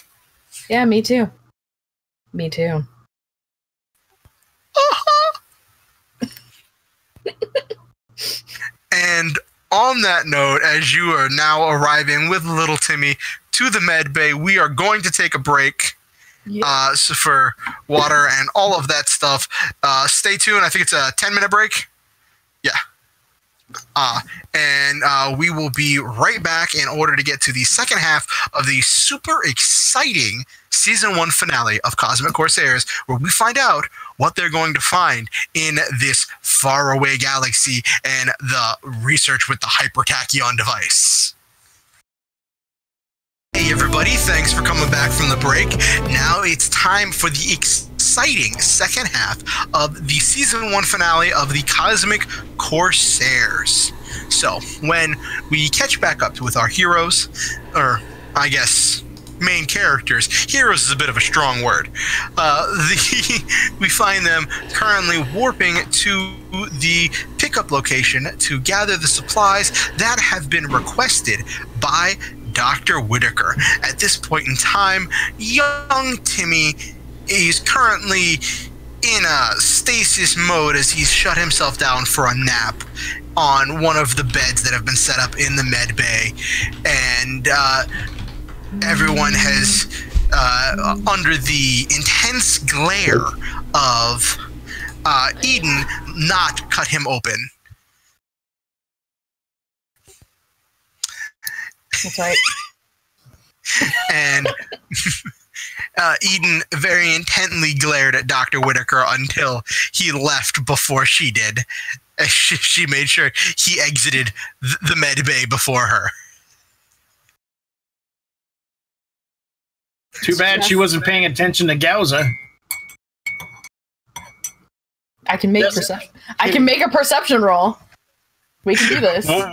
Let's not. Let's just not. Did you leave standing orders with Gauza to do something with Timmy while you weren't there? No. Okay. Make sure he stays asleep. That's it. Oh dear. All right. All right. So, you are all on the bridge right now, on your way to do this pickup, and everyone is looking over the list of supplies that were requested by Dr. Whitaker, and besides the trampoline, the live peacock, and the medical chainsaw, were there any outliers outside of standard equipment that were on that list, Dr. Whitaker? A starfighter ship with jump capabilities and weapons and shields, escape pods, fuel for all the vehicles, and lots of fuel, a crate of 1.34 metric sized bolts, 1.5 inch in length, the entire crate, which should weigh somewhere around 25 tons. Just because I just want it. Because let's see them get this. Yeah, that's the only things I can think of, plus whatever they become creative about. And the trampoline. Medical And the supplies. trampoline, yes. Yes. Yeah, so was there anything else that you all were putting in as additions to the list? Salvage rights to any tech or data. Yeah. Yes, that has already been guaranteed that you will get first pick on everything as long as you finish your picking before the rest of the fleet that you call in comes in. Because they're waiting for your call when it's safe for them to come in. We're gonna call in a fleet? No. Yeah, apparently. Although, Don't say that out loud. They might be listening. they've informed you that they have a fleet on standby at this staging location, and they give you a signal that you can send from your ship. And when you do, if you do, they will come in guns blazing on your command, opening fire on whatever target you give them. So much power. You have now been given a mission that would normally only be given to the most capable special ops teams. Elites are sacrificable. Yeah. Yes, and you've also been given the honorary designation of independent contractor mercenary science research vessel. I mean, it's a pretty nice title. Yeah, Mercenary that science. I love kind of mercenary. title gets you places. What do I need to do to repair my 1 damage? Just give me a technology check. Cool. Alright, so you are able to repair yourself. Ah, yes. I can just imagine the little tools pop out as I'm surgically attaching stuff back to me. And as you're repairing yourself, you're seeing that little Timmy's attack didn't just do physical damage, like didn't just like warp your frame or damage some of your things. It actually, there was almost like a small localized EMP that was frying some of your circuits, even the ones that weren't physically touched by the light tentacles. Interesting. Highly inconvenient. I'll relay this to Echo, like, hey, watch out, Timmy does have EMP capabilities in case he has another tantrum or whatnot. Well, that's unsettling. A little bit. Hopefully he doesn't use them around us, because that could cause some potentially disastrous problems. It hurts. Now, Eden, did you tell the rest of the crew about the little girl you saw and about little Timmy saying that her name was Levy, and she told them that if little children with superpowers aren't good, bad things happen to them? Not until I consult my papers. Because that's what I'm doing. Like, while we're jumping, I have my books spread across my console. I'm like looking for any reference of like a little girl or Levy or something, just searching through all of the information that I have.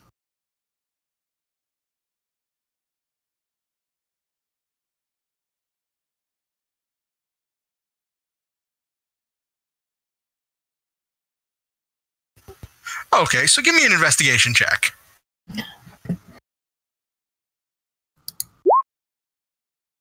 $28. All right, so as you are doing research, you're not finding any solid evidence right now, but what you are finding is there are, in the pile of legends, there are a mountain's worth of legends that have surrounded the Leviathan. One of the ancient legends that was dismissed very, very long ago as being just too ridiculous to be true is that the soul of the little girl inhabits the body of the Leviathan, and that she had been captured by some ancient civilization because of her great power, and they tried to tap into it and built the ship around her.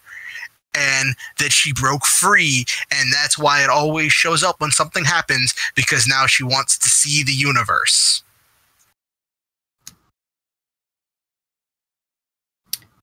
That seems legit. But pretty much all intelligent and all of the current active philosophers have more or less dismissed that legend as just being far too much hearsay, and it just sounds too inefficient and too unrealistic, and there's nothing scientifically that could back up any kind of theory like that.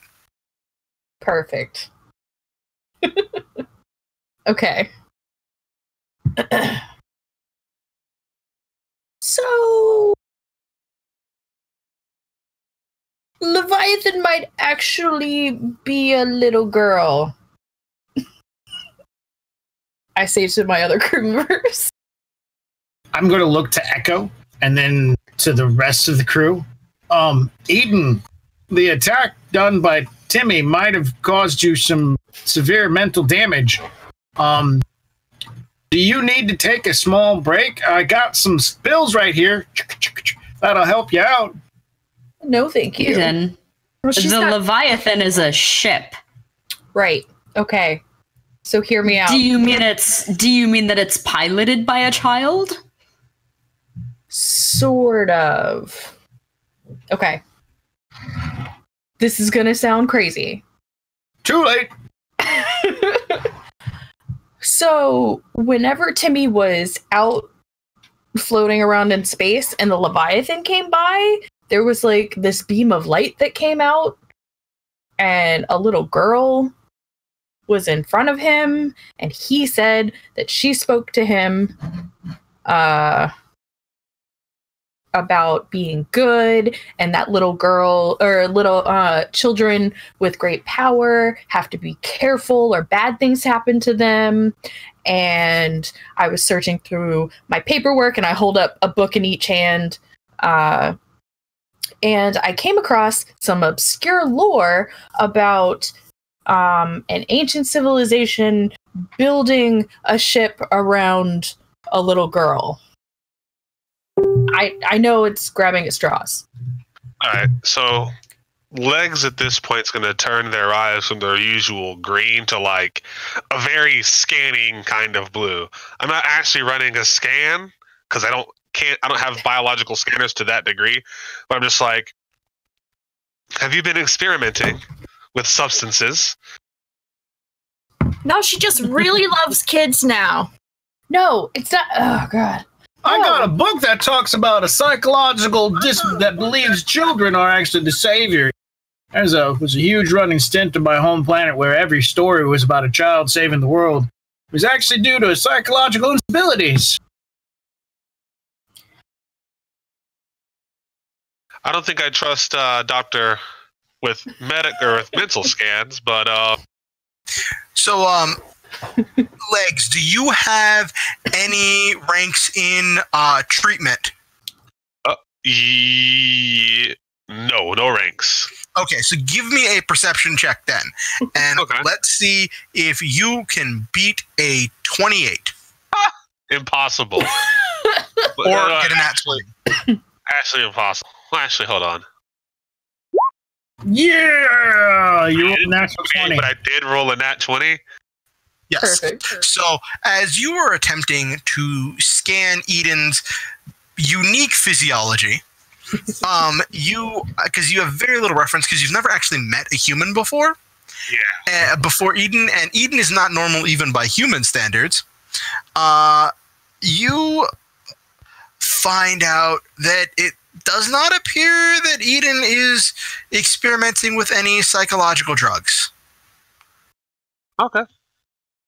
And you feel like you have that on a really, really good authority. You do not see any signs of that or any kind of undue influence.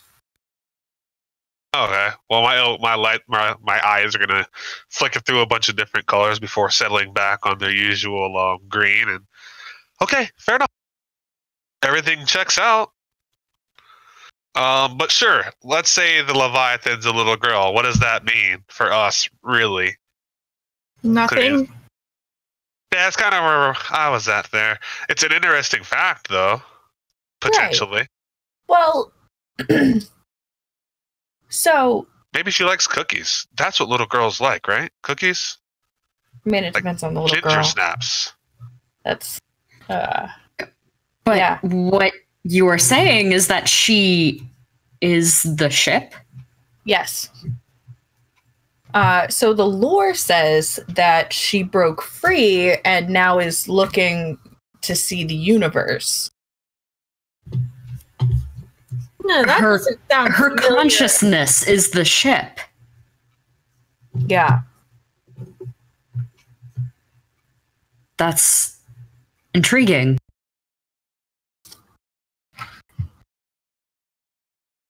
Is it gonna help us get paid? Spoken like a true pirate. I doubt it. But I am very interested in finding out more. Well, if we don't die because everybody's so worried about things that aren't the job, might be distracted.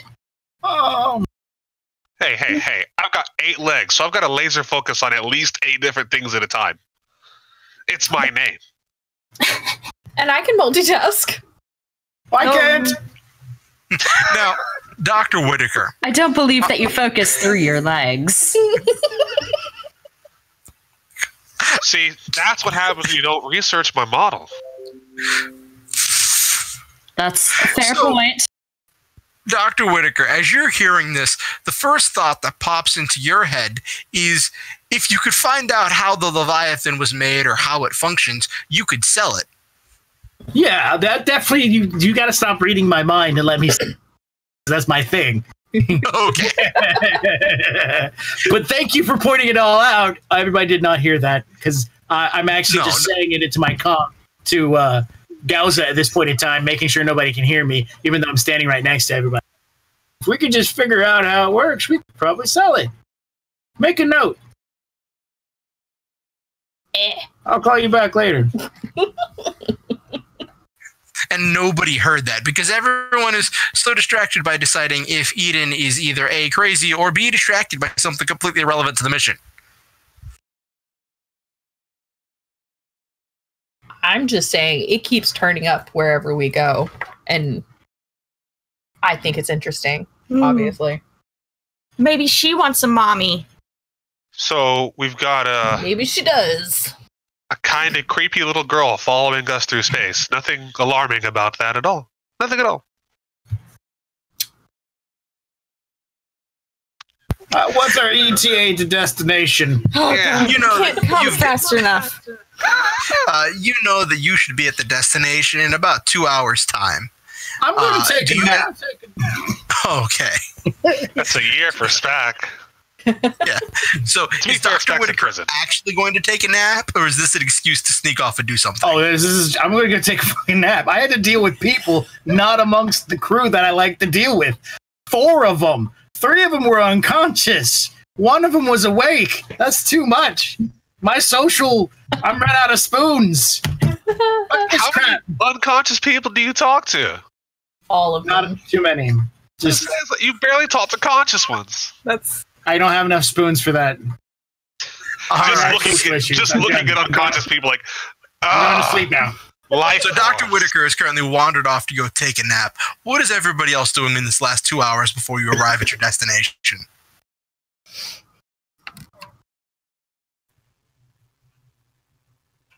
That's a good question. That is a good question. Anybody want to play dice? Or do you want to just skip ahead to that 2 hours when you get there? I don't know if you wanted to accomplish anything or work on anything to prep for this big mission. Well, I can't really do prep until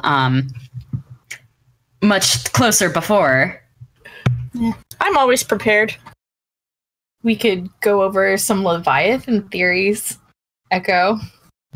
Oh, can you do that somewhere else, please? I would be interested to hear them. Actually, could you watch one of those Terminator movies? Yes, that's an excellent idea. That sounds awful. You're going to go into a room with 2 robots and watch Terminator movies. They're going to get ideas. What could possibly Where's that go gonna wrong? happen? We're already space pirates. Come on. That's true. Okay, let's go. So the 3 of you go, and which Terminator movies are you going? Which Terminator movie are you going to show them? You've got 2 hours. So it's about time for one of them. 2. Terminator 2. The good one. The good one. But wouldn't it make sense to watch the first one first? No, you can totally bypass the first one. It's fine. 2 It's is okay. the best. It's a time loop. Doesn't matter. Yeah. If you say so. This movie is very long. So the 3 of you watch Terminator 2 while you're traveling to the rest of the destination. And Spack, on the bridge, as you're currently piloting, you see something out the corner of your eye, and you turn your head, and you see your father standing on the bridge. Are you going to react, or are you just going to ignore him? Well, I mean, I've had a very annoying day. So, my acknowledgement level right now is at a minimum of, like, what do you want now? So it was like, but yeah, like, I turned my head, and I'm just, like, waiting. And this is the longest that he's ever stood still before. I just really am relishing in his torture that he's putting himself through right now. He looks at you and he says, I've come to tell you something. Oh. Daughter Did my of mine. sentence get commuted? No. Oh well. But where you're going, what you're trying to do, it could kill you. Every day can kill you. What's the point? No, this thing that you're going to be fighting. Mm-hmm. This place you're going, they have weapons that can hurt us. That can hurt things as fast as we are. So... Are you sure? Am I sure of what? Are you sure you want to do this? Why wouldn't I? There's a huge payload at the end of this. He rolls his eyes and he's like, yes, this is a huge payload, but you can't very well spend it if you're dead, daughter of mine. Right. But if I'm not going to do it, and you're just going to stand around being scared about it, oh gosh, it could kill us. I mean, if you really wanted to be, do something useful, you could stay and help. He says, he looks at you, he says, or I could get out of the way and not be near it. That's your choice. He says, At least fine. you have one. He says, fine. Okay. I just thought you might like a warning. He turns, and then he stops. He looks at you, and he says,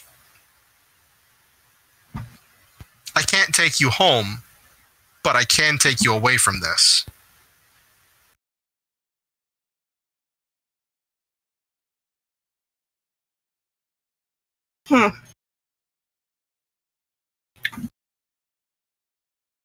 To where? He stops. So then he turns all the way around. There's a grin on his face. I know a place with a pretty decent foot race. They gamble on it. I'm sure you could make a nice payload there.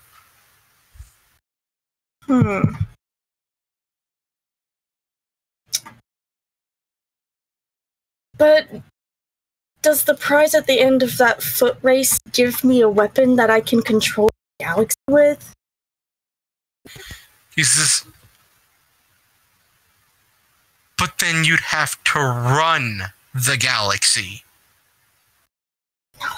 See, that's the thing you don't understand. Because once I kill this galaxy, I can go home because there's nowhere else for me to be. He says, daughter of mine, I don't know why I thought you'd listen to reason. I really don't. So, if you know what, actually, there is something you can help me with. How about you tell me how I can avoid dying? Other than, running like a coward. He says, well, simple. A poor coward. Destroy the machine. That sounds easy enough. Kind of hard to do when it slows you down. And that doesn't really sound like any kind of helpful advice whatsoever. Once again, we're back to square zero. He says, no, it's actually square -1.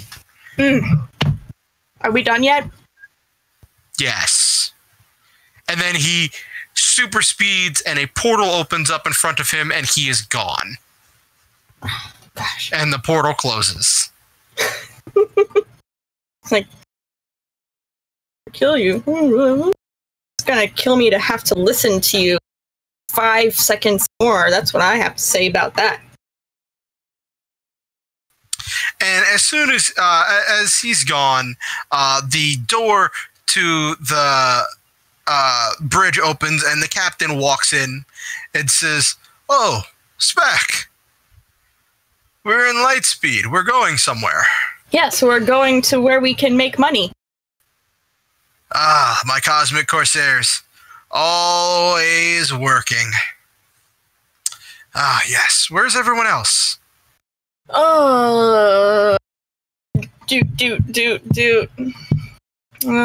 Looks like there's 3 of them holed up in Eden's room. That's weird. The docks in the room next to the medbay? Oh,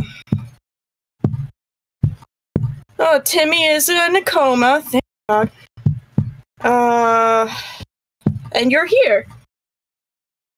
This is... Yes.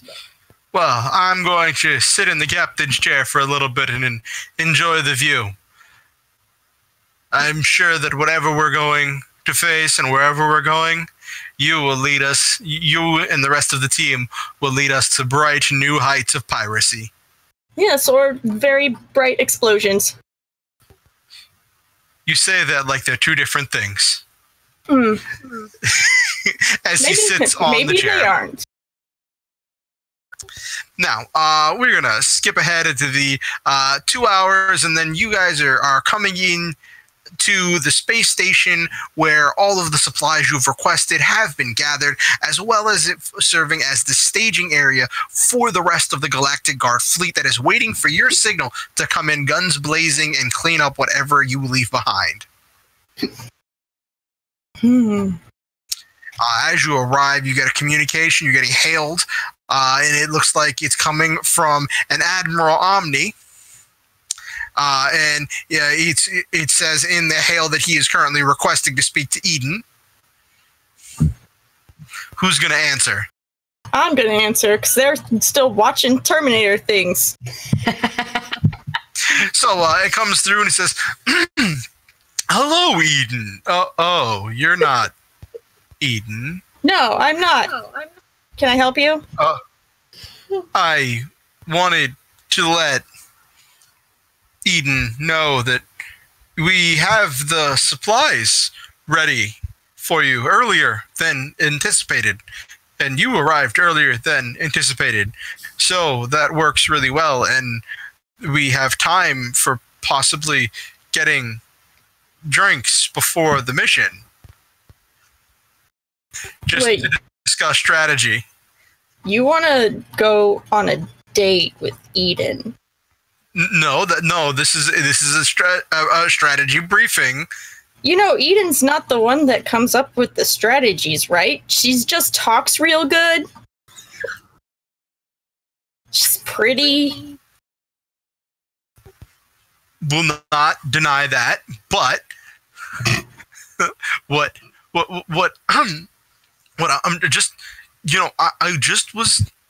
I thought that it would be good to maintain a functional working relationship. She's not into you. He's okay. The supplies are in docking bay 3. Here's the access code. Good luck, Excellent. Cosmic Corsairs. Thank you, Admiral. Have fun wallowing in your sorrows. And so you've disconnected. Spec is in no mood to deal with people's shenanigans right now. Ow. She's like, no. She likes girls. And Nice.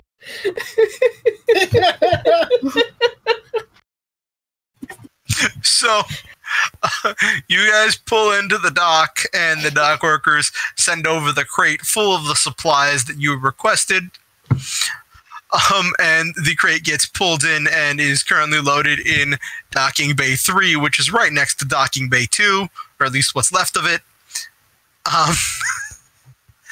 And all of your supplies are inside. As you're going through, you're finding all of the medical equipment. You're finding the 2 ships that were requested. One was just a regular escape pod, and the other was a fighter with warp capabilities, weapons, and shields, as well as large quantities of fuel, some other weapons, medical equipment, a very, very large space trampoline, as well as a very large stainless steel chainsaw that looks like it is made of surgical grade steel,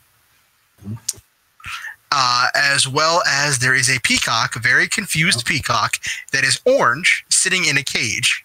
Yes.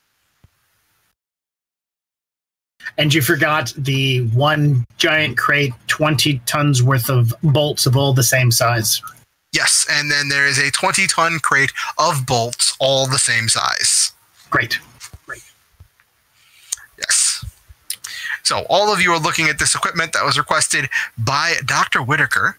So, so what is your plan? You know that this is a system that, as far as you knew, was completely unoccupied, and all of the information the scientists have given you is that the enemy's base is in there, and they were being taken there to work on a large-scale hypertachyon device. And that they were being modified into robots using this some kind of solid energy tech in order to allow them to work around the clock and not be affected by any ambient radiation by the hypertachyon device. Yeah. Oh. So what is your plan? Right now, my plan is to talk to Echo. Echo, now you are all on the bridge at this point. Echo, what is your plan? My plan is to first figure out what's going on and then plan further from there. How do you get this big dirt? You gotta put the gas in it with a little bit of oil. Oh, okay. It came with it, and then Okay. pull it real good. You gotta prime it first. Oh, what's that mean? You gotta, the little button on the underside, you gotta press that a couple of times Okay. after you Alright, put the so fuel then in. I pull it up and I make the adjustments and whatnot, and I have this mechanical device I put to it. I walk over toward Legs and I say, "Oh, all right." And I hold up the attachment. I look at one of his legs and I click it onto the top of one of his leg joints. Okay. And then I pull the bit of the cord back and wrap it around the little hook device on his leg so he can crank it. All right. Yeah, you got a chainsaw. I hope So, Doc, you use it well. I thought I was good with mundane modifications when I saw that Terminator film, but this will work. See? so yes, Legs, you now currently have a chainsaw mounted onto you, a surgical medical chainsaw, and the cord is set so you can pull it with your robot legs. Yep. And it uses its own oxygen supply. So it has oxygen and gas and oil. So like you can chainsaw in outer space, man. Just go to town. That's All right. terrifying. So somewhere in this area, we got some problems with people who are kidnapping scientists and did blah blah blah. There was stuff in the Admiral talking a bunch of stuff, but we got to find them. We've encountered them in the past, and we've dealt with them, especially when Timmy was kidnapped. And they are able to slide in and out of time and all that crud. I'm glad I took a nap. I feel much refreshed. We need to build a device that allows us to do the exact same thing, but since we don't have the tech like they do, we're just going to half-ass it. But we have the technology in theory. Echo,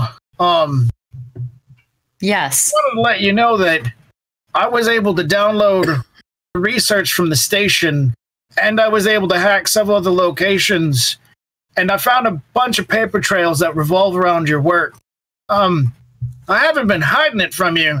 I've been just trying to make sure that I had it all in one piece. I think that we're going to need it. That way we can shut down your machine. I believe that this might be something that you can understand when we see it. And I'm giving her access to all the research that I've collected and combined. I found some buyers for it, and I went through their systems. They didn't have much worthwhile. Whatever. Now it's all here as much as I could find. But I believe that the hardened tachyon particle that we have in Medbay will provide us enough energy to create a device that allow us to extend SPAC's speed-like ability, or at least some sort of... I've been studying her, the way she moves through time and space, and it's pretty impressive. But not that I'm going to hook you up to like some little clampy things and suddenly you're going to move us all through space and time. Actually, believe it or not, I believe that we need to phase out of reality, and that's where Eden comes involved.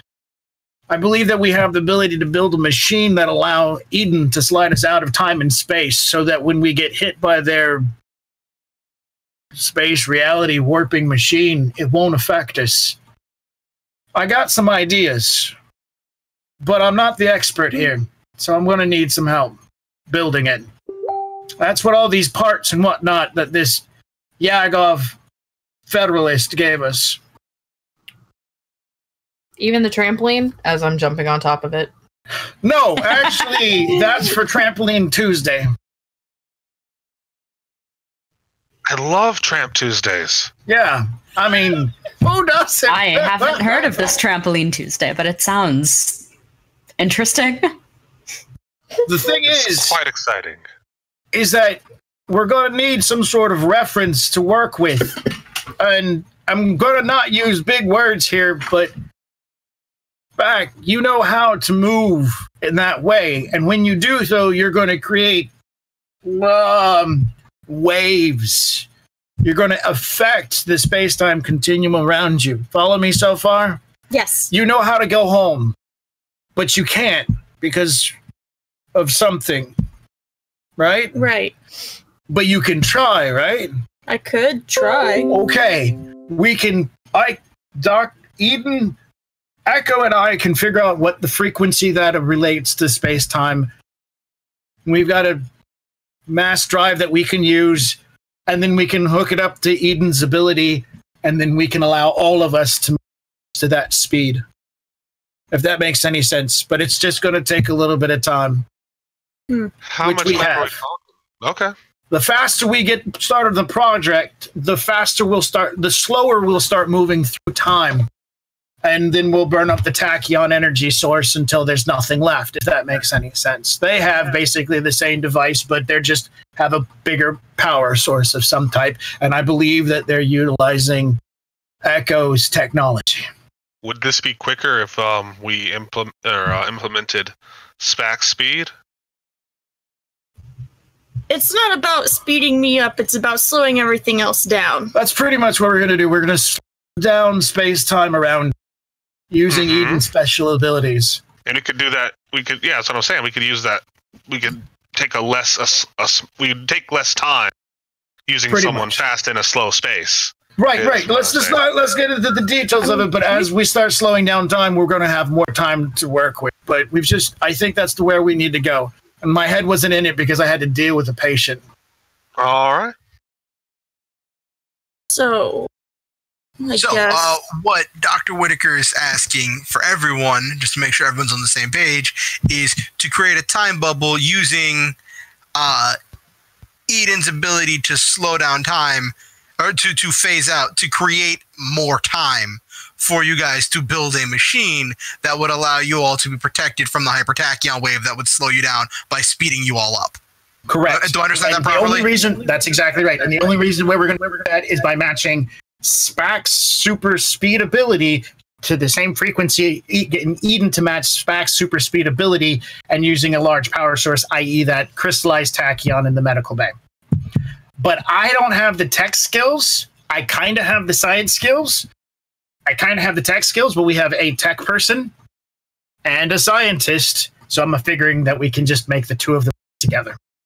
And I can be back there to help out hold stuff or something. Sure. Okay. All right. So you guys are going to, as Dr. Whitaker is explaining this, you all realize the brilliance of this plan that Dr. Whitaker has put together. And after you get out of the awe of the brilliant light of Dr. Whitaker's amazing and well thought out plan that seems far more put together than any sentence you've ever heard Dr. Whitaker say ever. He didn't even laugh. I know. I know. By the way, I'm actually role-playing this. My character's doing science right now, which is passion. So laughter is like not going to be in the vocabulary. No time for laughs in my science. That's right. That's right. I'm not a comedian. Science is no laughing matter. That's right. All right, You're a so laugh sign. you're able to put this together because you do have so many experts in the field. You are able to create this field that starts to slow down time, so you all just have more time. And as you're doing this, Timmy eventually wakes up and starts helping by holding things up and floating in the air in order to lift things up on the top of the device you're putting together to create the field to protect the ship from the hypertachyon field. As he's doing this now, Echo, can you give me a technology check? I sure can. Can I assist? Sure. Give me a technology check for you as well. Legs. All right, that's a 24 for me.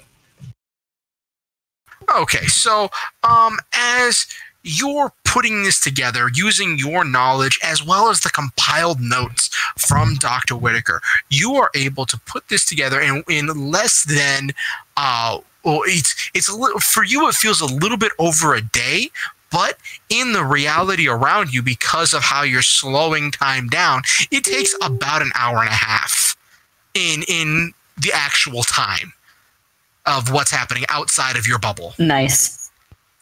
And the crew members are kind of staying out of your way / helping out when they're ordered to. The only one who's really not scared of you at this point is Timmy, because Timmy is floating around, helping with things, using his light tendrils to hold things up as you're doing this and to move things into place.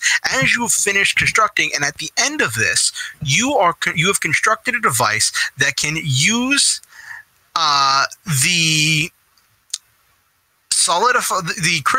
tachyon crystal to create a field that will protect the ship and everyone on the ship from the hypertachyon field. Now, this will protect whatever ship this device is mounted in.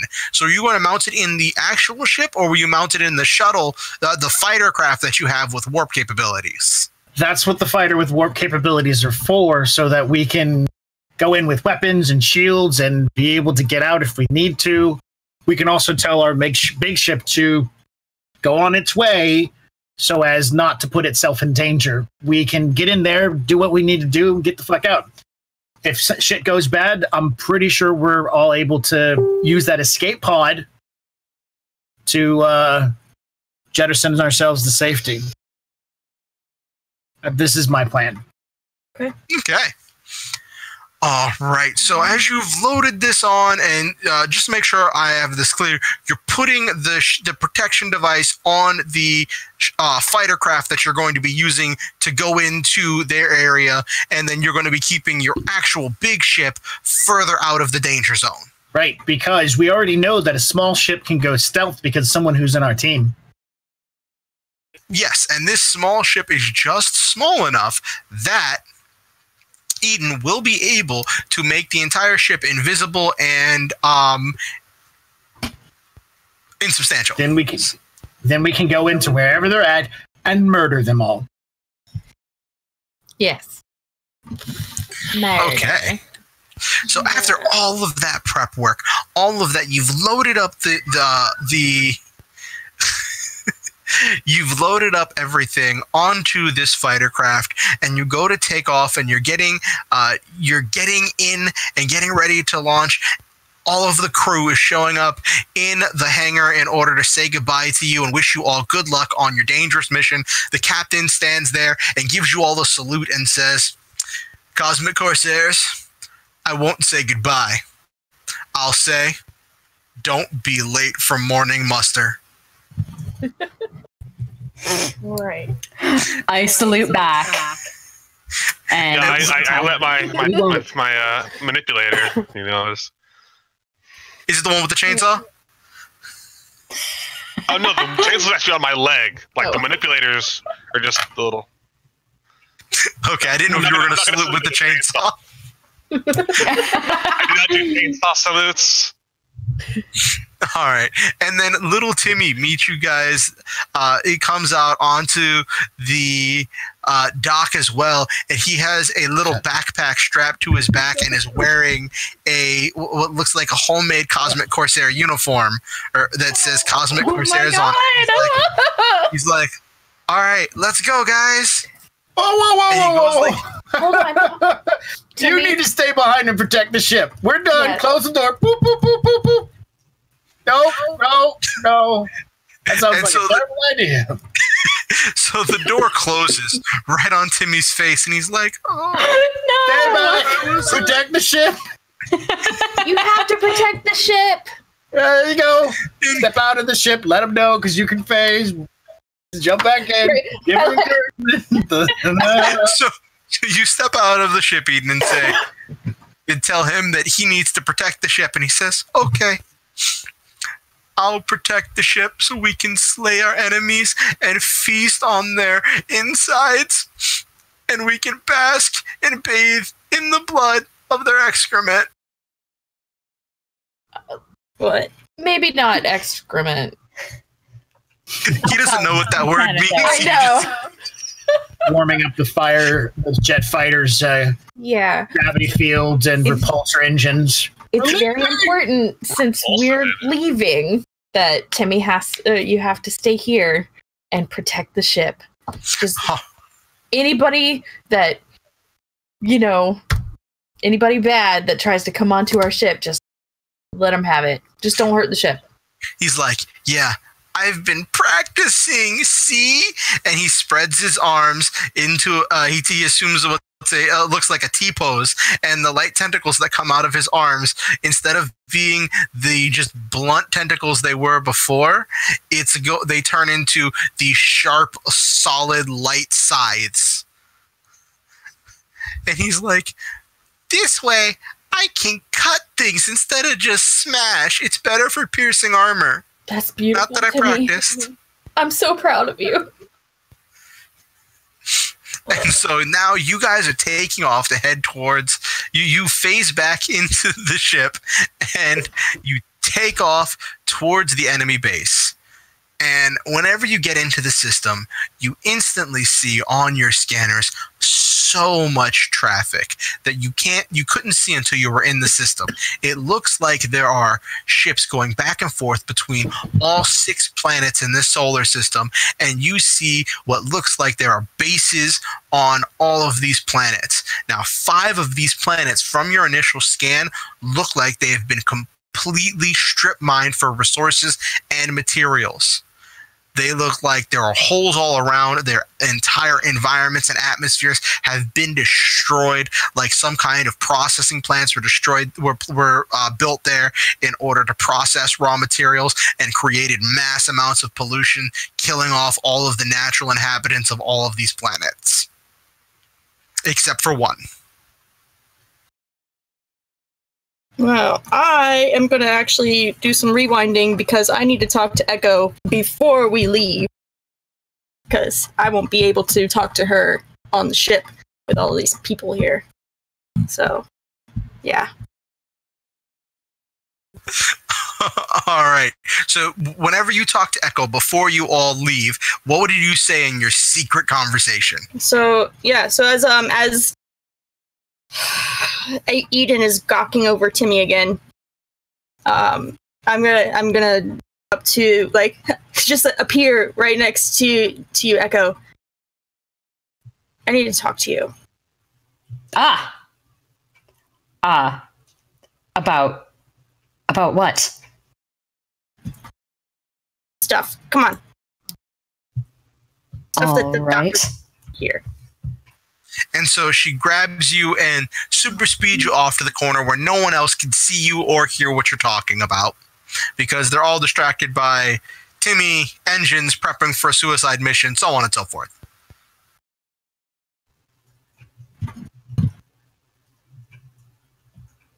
We can't take that stuff back.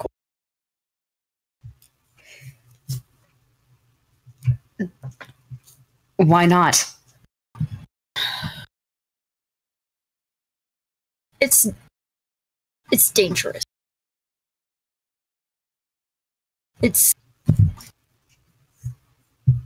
you see, she's very frustrated, because fly in the face of danger person is now just grasping for words.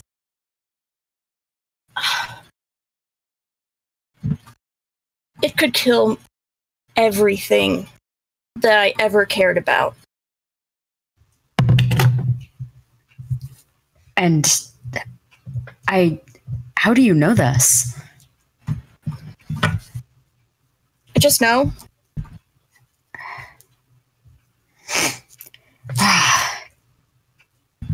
It might not do anything for your timeline for this place, but if it gets into the wrong hands, it will kill my entire people. It will destroy my entire dimension, and I can't let that happen. I wanted to let you know that I'm not leaving there until it's gone.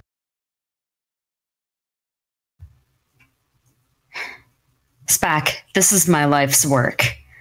This is everything that I've ever cared about. But you would destroy I do agree with you. First for that? Oh, okay. No. Scared the shit out of me, man. There may be value in learning how to slow down. But as much as I care about this, I agree. It's gotten into the wrong hands, and it's already caused too much damage.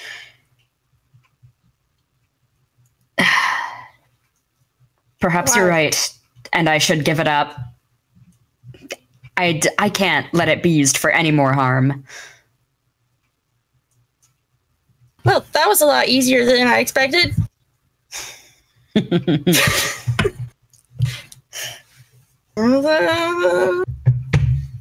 great. Good talk. Okay, yeah, let's go kill shit. Okay. All right. I'm sorry. And after that intense and emotional moment, you fire up the engines and you take off, and then I just described what the solar system looked like when you got there. 6 planets, 5 of them have been completely strip mined. You see that there are the remains of processing plants on each planet where it looks like they built some kind of facilities to process all of the raw materials that were harvested from each planet in order to get usable materials. But the process of refining those materials created so much pollution that it destroyed the ecosystem, and it killed all of the natural inhabitants of every planet except for the one where there are still people walking around, moving around, and there's still some greenery, and it looks like most of the planet has different bases going around, but there's one that's really big. There is a huge tower on one of the continents that stretches all the way up out of the atmosphere of the planet. Well, I guess that's what we're looking for. Great. It must be. Well, they've got a space tower. That's fancy. Oh, we should. I think you're right. That's probably it. Should we scan the system and check for any other larger installations, or maybe something that might be buried underground? I don't know. I mean, I'm not used to these. Bad idea to get more intel. It never hurts to be sure. Okay, let me just do some scanning for life forms. Little life forms. Life forms. Tiny little life forms. You can determine that throughout the entire solar system, there are only life forms on that one planet. Only living organisms on that one planet, and 90% of those organisms are pretty simple-minded, like bugs, birds, fish. But you are only actually detecting 3 intelligent life forms in the entire solar system, and they're all 3 in that tower. Okay. Now, you do see a lot of motion and what looks like a massive number of robots and mechanical things. I'm detecting an incredible amount of mobile power sources, so we are detecting robots, droids, and a variety of other things. But there are only 3 organics with at least some level of intelligence that's coming up on these shitty military sensors. Hang on a second. Let me get Gauss over here and plug him into the console real quick. I'm going to boost the ship's powers and download Gauss's optics programming so that I get more clarity. Basically, I want to reroll. Okay. All right. So you guys see him bring Gauza over, and he reaches into Gauza's back, and you hear just as he pulls out Gauza's spinal column with his skull and eyes. And he just kind of stabs the Gauza's spinal column into the computer console, and Gauza's eyes start lighting up, and you hear a and why do organics make such terrible noises? I don't make those noises. Mm-mm. And Mm-mm. It seems like the system is having trouble interfacing with Gauza, and when you finally do get this down, you can see that of those 3 organics that you were scanning before, one of them is very unusual. It is not like any organic you've ever scanned before. Whatever it is unspeakably old. Okay, so I'll let the rest of the crew know that, and that's about all I can do. That's what I got. I built the time bubbly thing, and I did some scanning. Someone hand me a gun. That's all I got left. So, what is the plan now? Now, I presume that the ship is stealthed. You guys stealthed in with Eden. Yes. So the ship is currently intangible and invisible and blocked from all kinds of detection. Yes.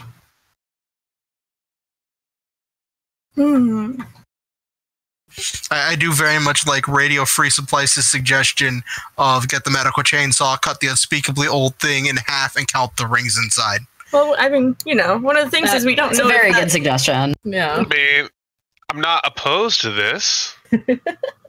Yeah.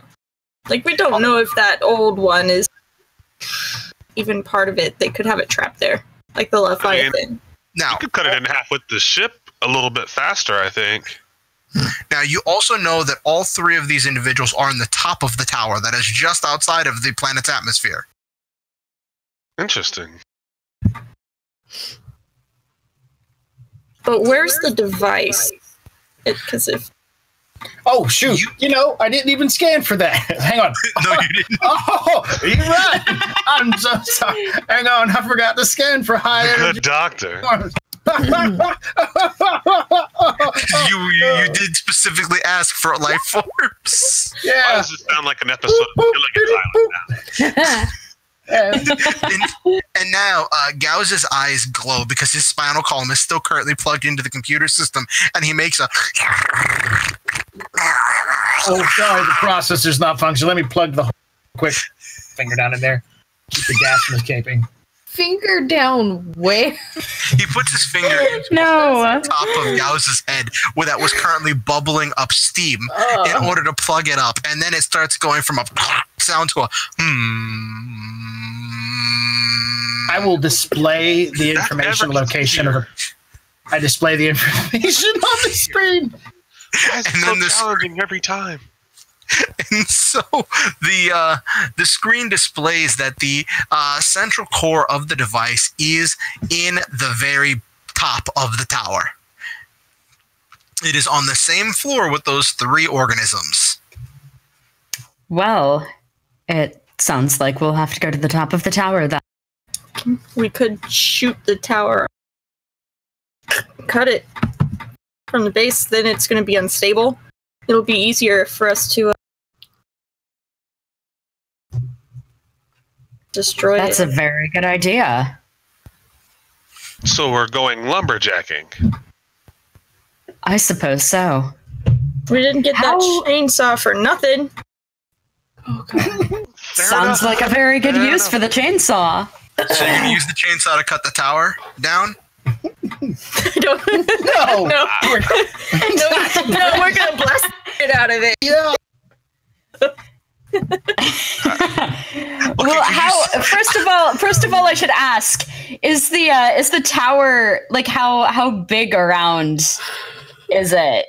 It's probably larger than a chainsaw can reasonably cut through. Yes, it is.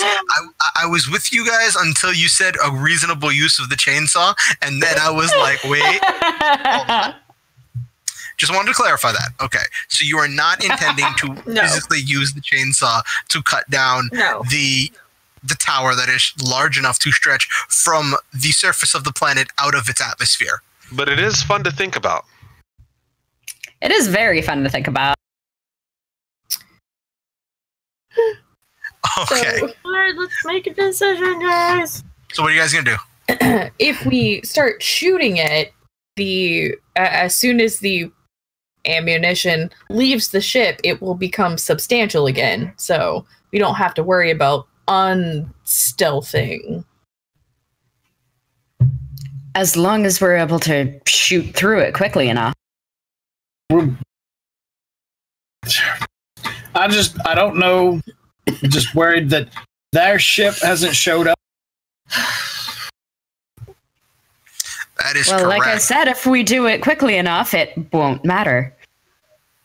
All right. So you want to fire the ship's guns at the base of the tower to try to fell the tower. Midsection. Yeah, no, definitely. So that it has so fall the atmosphere.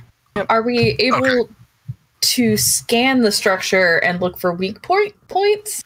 Give I've me seen this in like a bunch of like action movies. All right. So whoever is in charge of scanning for the weapons, give me a technology check, and I need to know if your goal is to try to beat a 25. I got that. Hang on. No! Oh yeah? I don't have it. Well, we gotta measure twice and cut once, right? There you go. So somebody else got Somebody else. Okay. Oh dear. So you both are having trouble locating the weak point because it's hard for you to scan at this point. You think you might have to go inside to see. You might have to go inside to see how it's organized structurally. Okay. You know what? Let me try to see if I can see anything. Do it. And I'm going to put a whole bunch of variable points into my technology score. So that I can have a bonus to it.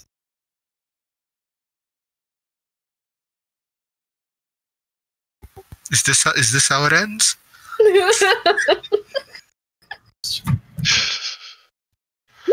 Just like, oh yeah, I guess you, Nope. No, it's not. you This tower emulated is my giant. scanning perfectly. pencil. Oh, Good you're having job. some trouble getting through the shields because there appears to be some kind of of a dampening device that's making it hard to scan from the outside. You think that the outside might be made of some material you just haven't identified yet that is making it difficult to scan the internal structure and find the weakest point where you could take it out with a single missile. We're gonna have to go in. What's the gravity like? It's Earth gravity. It's regular gravity. Okay. Is it? Until you get to the top. Am I durable enough to free fall? To where? Like, you want to jump out where and fall to where? And just, I guess to the, just drop down and land on the skyscraper and just stealth my way down. You can do that as long as you're close enough, yeah. You're a spider. Use rope. Tarantulas don't use rope. It doesn't matter. I'm a robo tarantula. Stay tuned for season 2. Okay. Can you bring me in a bit closer? I can jump onto the tower. Yeah, I can bring you in Since as I'm stealth. close as you want. Yeah, All right, so give me a vehicles check there, Spec. I thought you were asking me. I so was like, far- I'm gonna die. Every time I've rolled the first one, it's always a 1. So let's get that out of the way. All right, here we go. Crash into the building. Yeah, well, that'll get us there. I didn't roll a 1. 6. Hey. Hey. All right, so you are able to maneuver quietly and efficiently till you are just over the building, and you are within safe jumping distance that any of you in a spacesuit, which, there are spacesuits on board this fighter, could jump out and safely land on top of the building. So, who is going to be jumping out? Yeah, no, Leg said that they wanted to jump out. Who else is going down for the away team into the building? I mean, SPAC should definitely go for the team because that way you can blow shit up from the inside. Yeah. We can't find a weak spot on the out. We can't find the weak spot on the outside. This means spots on the inside. That means we got to go in. All right, and the you are able to, because of how the warheads on the missiles are designed, you can unscrew one of the warheads to take down with you to use as an explosive device once you find where to set it. We won't need that. I mean, SPAC should have enough explosives on her to blow the whole. it's true, but that'll give us a little bit of an extra boost. All right, I'll get it. I'm not going to say no to that. Okay. So, Like a big old warhead strapped to my back. Okay. I mean, Okay. Can you stay in outer space for a long period of time? Yeah, exactly. So I can transform into tank. We can tell the fighter ship to go autopilot. We can tell the fighter ship to go autopilot, and I can turn into tank, and we all go off like it's a vacation and wander around inside this tower with really old people and robots and just trash it like we're on a bender. Oh boy. Die. Sounds exciting. So, you guys, That's one word for it, yes. your team loads up and gets ready to rappel down onto this building. And as you all get ready to go down, still stealthed into the building, when you land on the top, you find very easily a port that you can open in order to get inside from the roof. And it doesn't even look like it's locked at all. Don't trust that. What are you going to do? That's a trap. Yeah, it's also a bad place to bomb from anyway. Because then you got to fight down a lot of floors. So are you want to like rappel down the side of the building? I mean, if that's what you want to call it. Yeah. Yeah, Legs is... Wait, are we all like group stealthed right now? Yeah. Are we? I thought you all were like holding each other's hands and doing the kumbaya. We're all invisible and insubstantial. Is that what's happening? That's kind of what I assumed. Okay. I mean, Wait. I could fly us down there. And I'm in tank. That would be great. Yeah. Yeah, that's great. That's way easier. You're all holding hands and invisible and and flying and intangible. It's like those group skydiving, you know, where they start holding hands in a circle. Like, Yeah. Yep. Nice. So right. as soon as we leave, the ship is now visible. And the ship is on autopilot to fly to a safe distance and hide, I presume? Sure. Did you say It'll just fly around. Yeah. Evasive maneuvers. Well, no, it can definitely hide from sensors inside of the atmosphere far easier than if it's like right there next to the thing. So that's where it should go. Sounds like a plan. All right, so the ship's going to take off and be zipping around in order to stay low and avoid sensors. And you all are going to descend, and are you going to phase through the wall to go in the top floor? We should not go in the top floor. We should go in through the side. Like, we go to a good level where we can find something, not just go straight into the top of it where everything is that we don't want to mess with. I would like to have an idea where the power source is that Echo and I, Dr. Echo and I are looking for.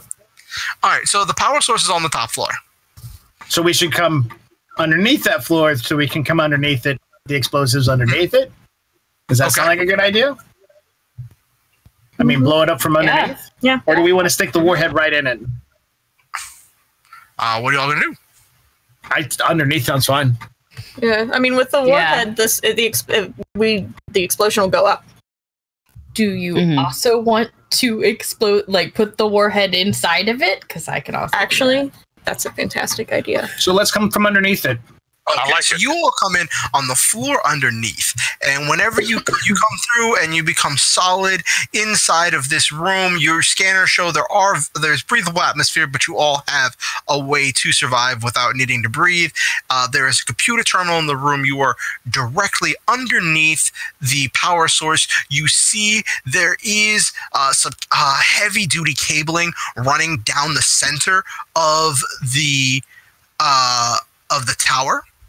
That's going all the way down, and if you look down where the cabling is, you could see it's like your head starts to spin because you could see all the way down to the surface of the planet. Oh. Wow. Don't look down. Not a problem.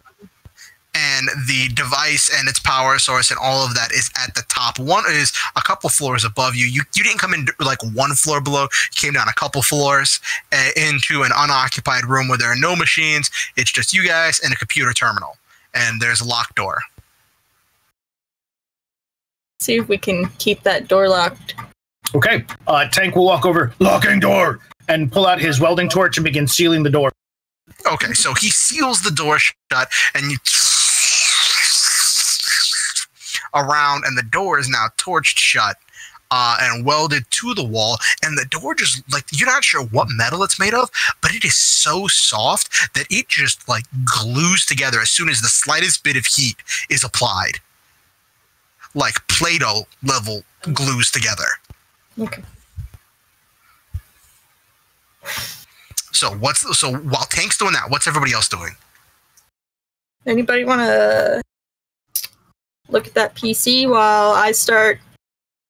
Yeah, I'll dabble on the computer. Running some line. It's gonna take a bit.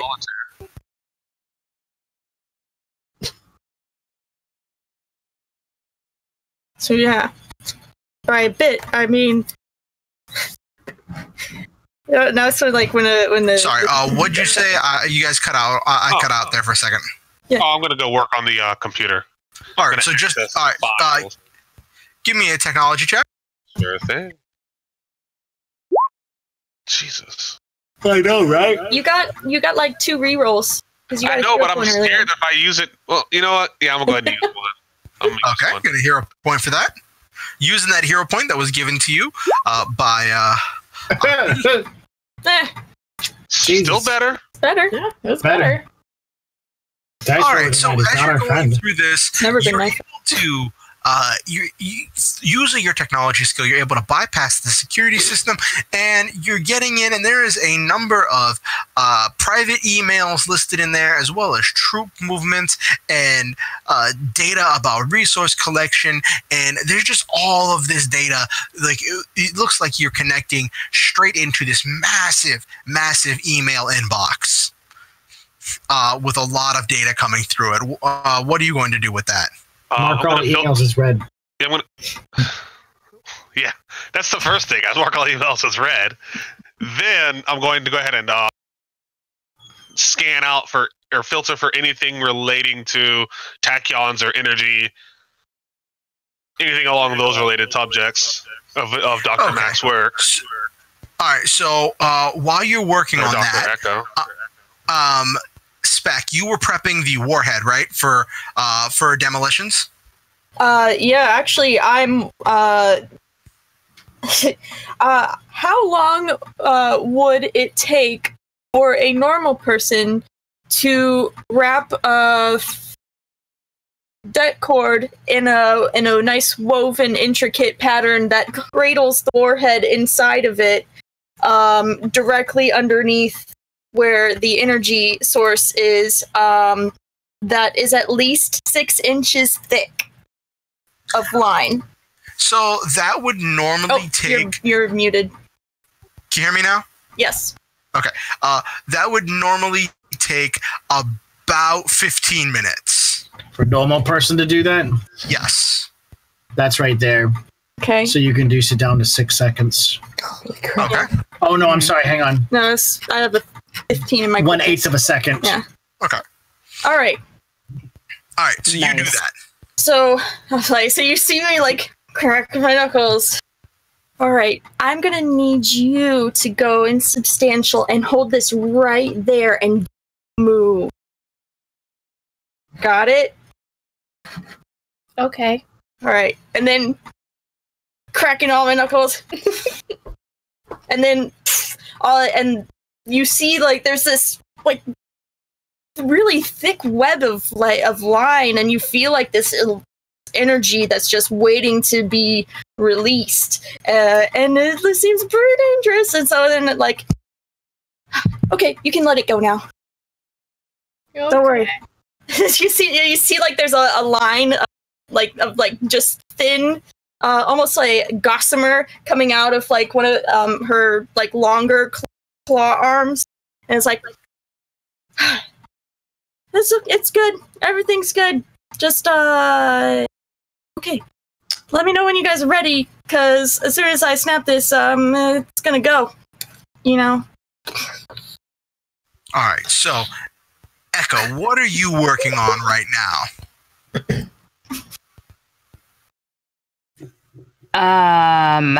That is a good question. Yeah. Did you want to I'm be not going through sure the if computer terminal with legs? Yeah, probably. Okay. I think I'm kind of just looking over their shoulder, and trying to determine, whether anything that they're pulling up is actually, pertaining to my research or anything that I can use, either for my own purposes or to more specifically to disable the machine. So you see that in a large way, your work has served as the basis for a lot of the tech that they're using.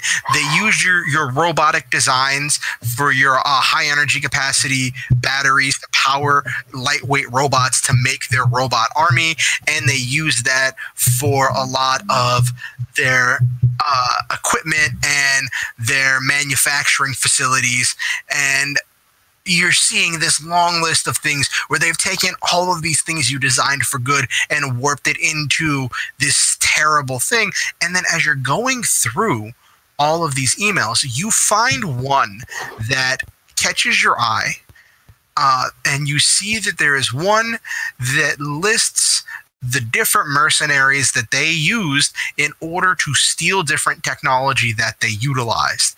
And you see next to each name is a logo, and then you see the logo that you found that had been left behind on your lab when you had been killed, the logo of the pumpkin flower. Oh.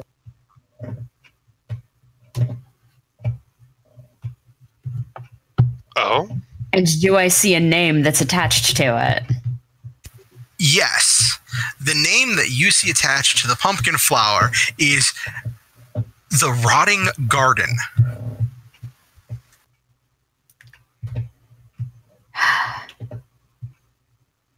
These are the mercenaries who attacked my lab.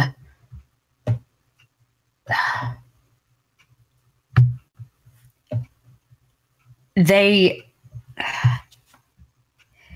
people here sent them, and they used my work as the basis for everything that they're doing.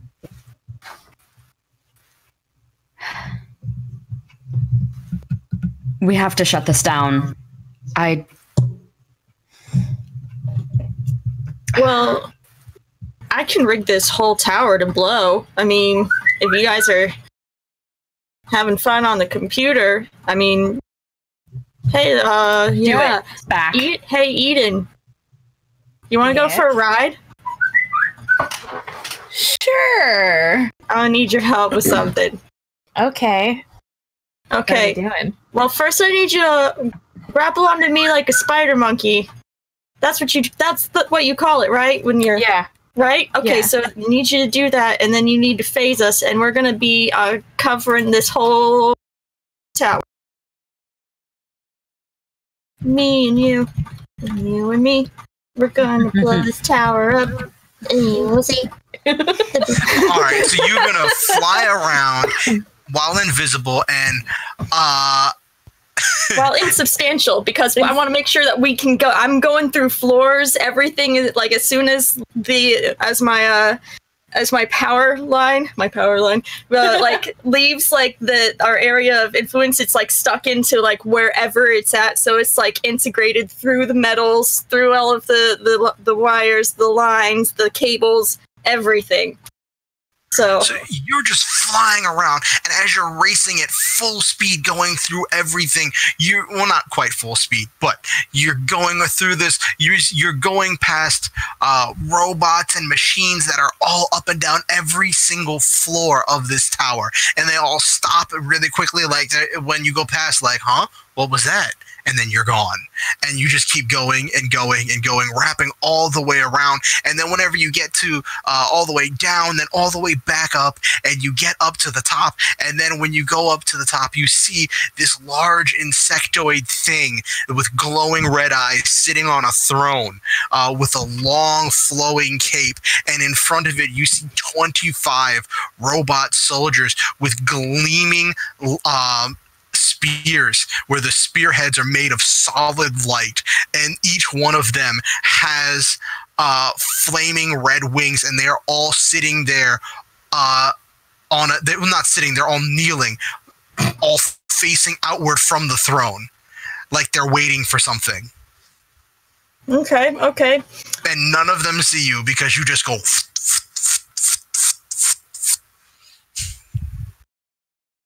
Yeah, so because I'm like, oh, it's gonna take longer. Okay, well, I'm bored, so we should probably do something. So like, let's just rig the whole tower while we're at it. I'm sorry. I thought you said you were rigging the whole tower. Oh, I am. That's but that's like they were looking at the computer, and I had like this whole thing up. It's been like ready to go, and like, hey, Eden, let's do this. So yeah, we'll be. I don't know like how long it would take a normal person to do it, but we did really fast.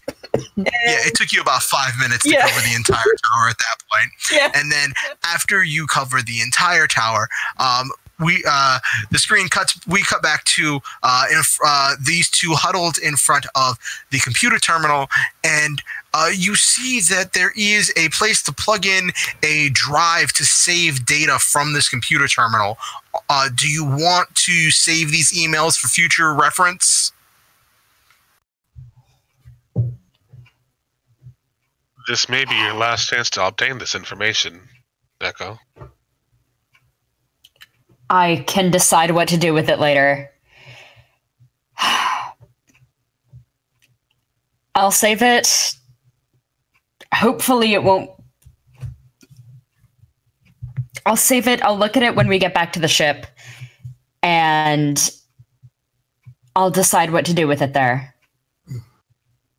All right. I will delete it once you save it. Thank you. Okay, so by the time you finished backing up this data and then deleting the email archive, this is right when SPAC and Eden come back and let you know that they've wrapped the entire building to blow. There is, they're waiting. There's like 12 of them. They had big glowing eyes. They got like spearhead things. Very weird. I think they're waiting for something. I think they're waiting to die. Now they are. Yeah. Well, Can we? let's hurry up so they can get on with it. All right.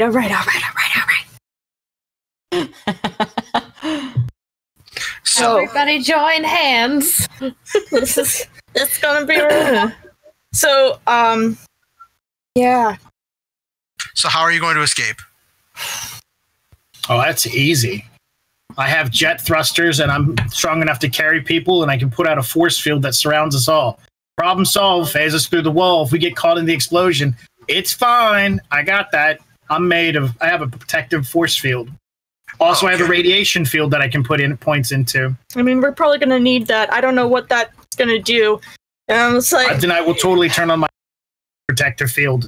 Not worry about jet thrusting us around space. it's like, and in the back of my mind, all I can think of is my brother is like, well, if you're watching this right now, it would be really great if you just opened up the dimension portal and we could all be safe. I mean, they would really have a horrible time there, but that's okay. It's only for like a second of their time. It'll be great. Great. Yep, I'm turning on my Rayburn Ultra Tachyon. My where's the other thing? My Delta Particle Deflector. I gave them names. All right, so you activate these protective force fields as everyone just piles up on Tank's shoulders, and Eden activates the insubstantial field as well as the invisibility field as your team jumps through into the sky, going out of the tower, and you set off the detonation. It's like, and then it almost feels like I feel it for the first time in my life. I'm moving in slow motion as we're like pouring away from it, and it's just kind of going out, and then it's just like, and then my wrist flips and it cuts off, and then you just see like this line of just like spark back in to the tower, and it just doesn't stop. Yes, so the explosion starts in the side of the tower, and then it runs down, then it runs back up, and then you are in the upper atmosphere floating as you see this brilliant gleaming steel tower start breaking apart as explosions run up and down and all around, and it's going around, and you see all the det cord detonating, and you see the building, the sides coming off, and entire rooms exploding filled with these robotic soldiers that get ejected out into space, and then the top detonates. There is a massive explosion, a brilliant light that starts white, then goes to blue, then goes to orange, then goes to yellow. And I need everybody to give me a toughness check, and you all get a bonus. How much are they adding from your deflector shield? 10. 10. All right. So. Oops. Well. And you know what? Can't I make that pump up with my hero point? Yes, you can. You can pump it up by 1. All right, so 11. All right. Okay. I divert all necessary power into my Delta Particle Deflector. Which one? All right, so everyone remember you're getting a bonus 11 for this. I'm going to re-roll that one as well with my last hero point. Thank you, Opti. I would also like to re-roll mine. So, in being insubstantial, I am immune to energy effects. You are still rolling a toughness check for this one. Okay, good. I have nothing. I rolled a 10. How did I get a worse roll? Oh. Well, I guess it's okay. It's under 10, so. Jeez. And you remember you add an 11. I'm gonna use my. Right, I had 11 and another. Yeah. Okay. I'm gonna use my my hero point right now. Sorry, if we're adding an 11, that's a 33 and it's a crit. All right. There we go. That's better. I'm tough as fuck. So I got 21. Also, I'm going to record this, by the by, with one of my mini eyes. Yes. Nice. All right. Disappointed. So who was the? So who got the 21? I did. All right. Did everyone else get above 25? Yeah. Yes. Okay. So you all get rocked backwards as this huge explosion shakes the air around you. And you feel like if you had been solid when this explosion had started, you would have been torn to shreds by the sheer force of it. Eden, you become overwhelmed, maintaining the insubstantiability through these waves that are shaking time and space itself, and you black out from the pain and the stress, and all the rest of you become instantly substantial and visible at this point. But because of tanks, protective force fields, you are still protected through the rest of it, but there are currently fighter planes scrambling around to see what's happening, but they can't get close because all of the raining debris that's currently going. And then you see the hypertachyon field just flies out, and things are falling in slow motion as there is explosion after explosion after explosion, and then it feels like it rewinds and then it explodes again, and then it rewinds and then it explodes again, and then on the third time when it rewinds and explodes again, floating in the center of all of it, you see that bug man that you had seen before floating in the air as his eyes glow, and he stares, piercing at you. As at one of you, like he's staring into your souls, and you hear a voice echo in your mind that reverberates and says, "You think you've stopped me? You think that you have stopped the rebirth? Nothing can stop what is coming. I will catch what was lost. I will regain the power that escaped us before. I will not fail." And then a portal appears behind it, and that giant bug person disappears through it. And now time is moving normally again, as the debris is still falling, and it is raining down on all of the other fighters and space vehicles that are trying to see what's happening. And you see robots everywhere just start dropping like they've just lost, like there's a puppet whose strings have been cut. And it is complete chaos. Some robots are falling, some robots are waking up. It is complete nuts. What are you all doing? Eden is currently passed out, so none of you are invisible. Oh. Well, we can. The ship's down lower in the atmosphere, so I say we go there. Okay. Upon doing that, Tank says, "Thrusters deactivated," and starts going into the atmosphere. Okay. So you all start descending down into the atmosphere. And did you have a communication device or some kind of way to remotely control the ship? Pretty sure that Legs does, yeah. Oh, yeah. Okay, so Legs, you're going to call the ship back? I'm going to call the ship back. Activating re-entry protocols. So the ship comes, and after you've fallen back into the actual atmosphere, you see the ship as it opens up beneath you. You get in there, and you're all in there, but Eden is still passed out. What is your? So are you just going to fly off? Because there are currently fighters that have noticed you and are coming in your direction. No, we are actually going to stay low, in the planet itself, and I'm gonna calculate how the jump to hyperspace from atmosphere, where I'm going to get Legs to help me out with it, because, if we can do that, then we don't have to deal with those fighters. Okay, so Legs, I need you to give me a technology check to try to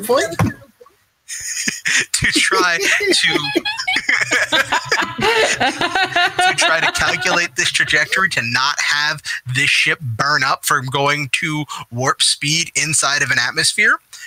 Sure thing. How many ranks do you have? Well, what do you add to your technology check? 17. Okay, all right. Because I'm going to tell you need to beat a 30. That's such a low number, but I don't think I'm going to do it. All right. Oh, Yeah! Yes!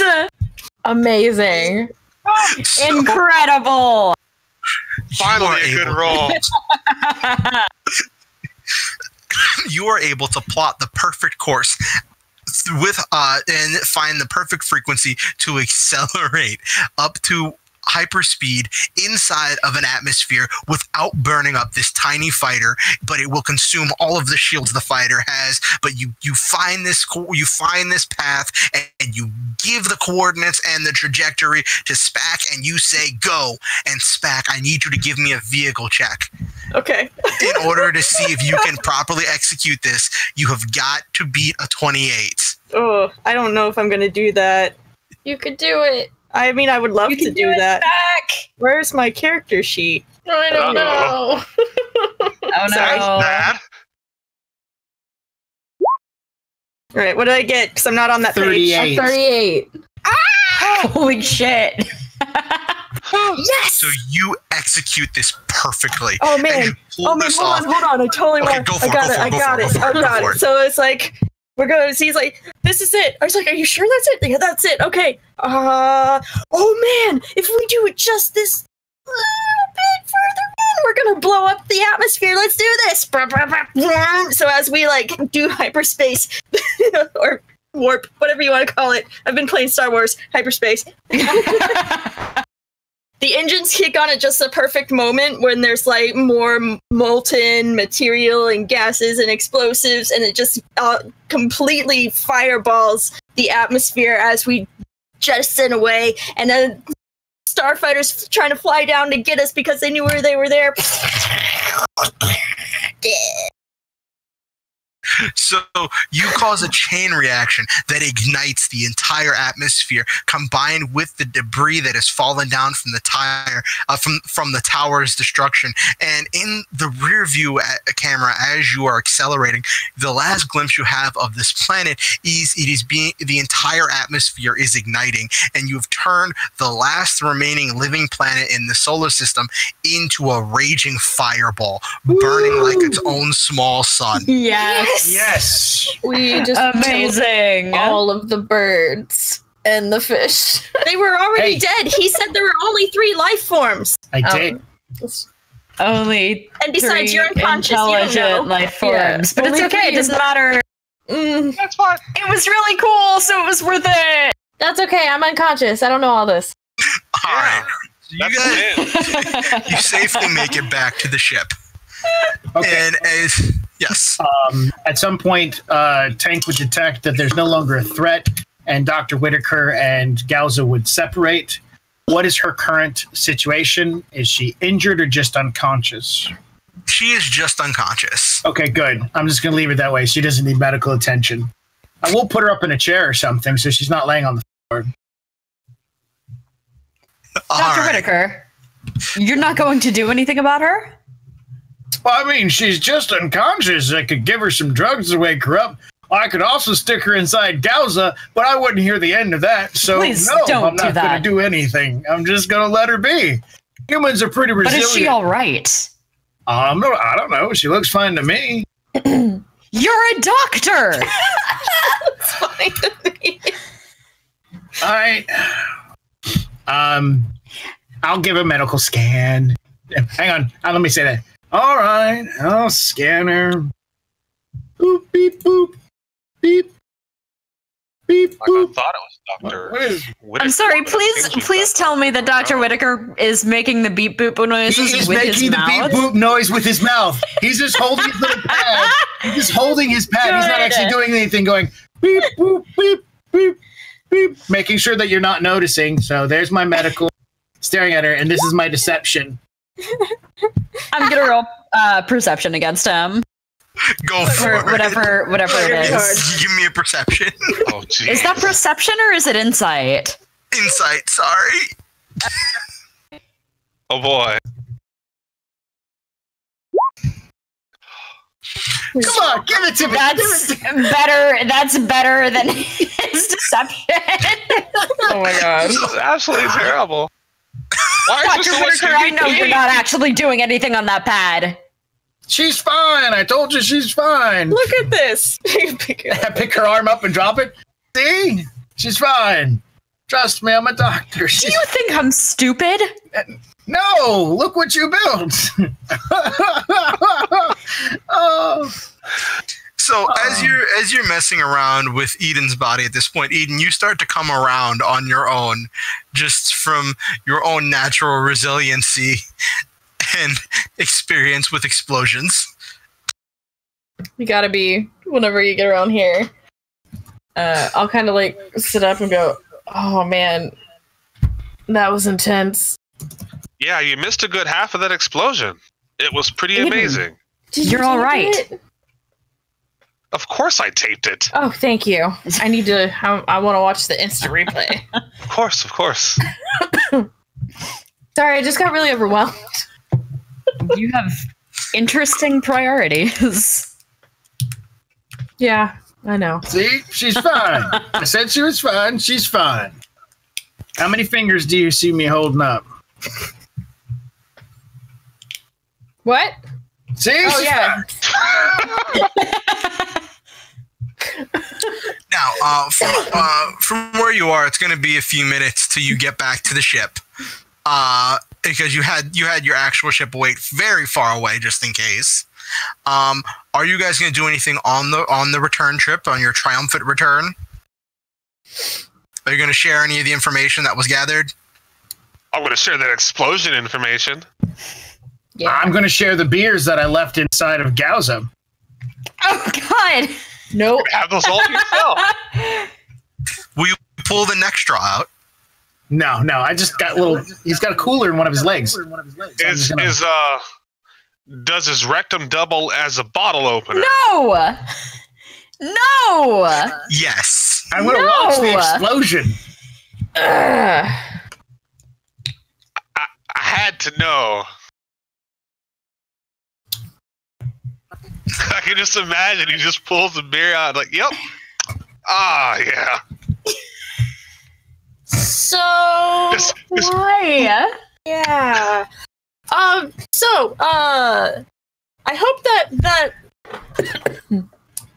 computer didn't have like the schematics to build another one of those, right? Look at it go. Hard Did to it say. have the schematics or did it just have information? It had information listing some research documents. Do you want to show them the emails since you did back up the data? Sure, I will. Yeah, I mean, if there's like a projector Yeah, there's a projector on. screen Yeah. or whatever. Yeah. Okay. Yeah, I'll plug the data into that and All right, so I'll as pull you're it up for going everyone through to this, see. Eden, you notice something as they're scrolling through, and you ask them to go back, and whenever you do, you see something. And Uh-oh. You cut out. Oh no. Oh no! No. You see something mysterious. I see So something. mysterious, she can't tell us. Oh no. And we'll find out in season 2. There you are. You're back. What did she find out? yes, sorry. Join us on the next That season. was going to be a Cosmic really awkward way to Corsairs. end the season. I know. Sorry, we're still on the air, right? Yes. Okay, great. Sorry. All right. So, Eden, as they're scrolling through and showing everyone the information that was there, you see something you haven't seen in a long time.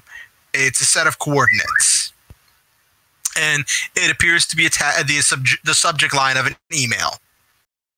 Click on that one. What does that one say? It looks like coordinates for something. I click on it. And when you expand it, it is a video recording.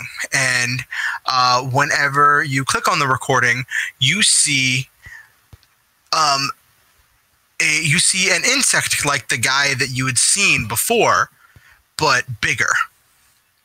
And you can just tell he just seems big, menacing, and powerful. And in the recording, he says, "Good work on developing the hypertachyon prototype.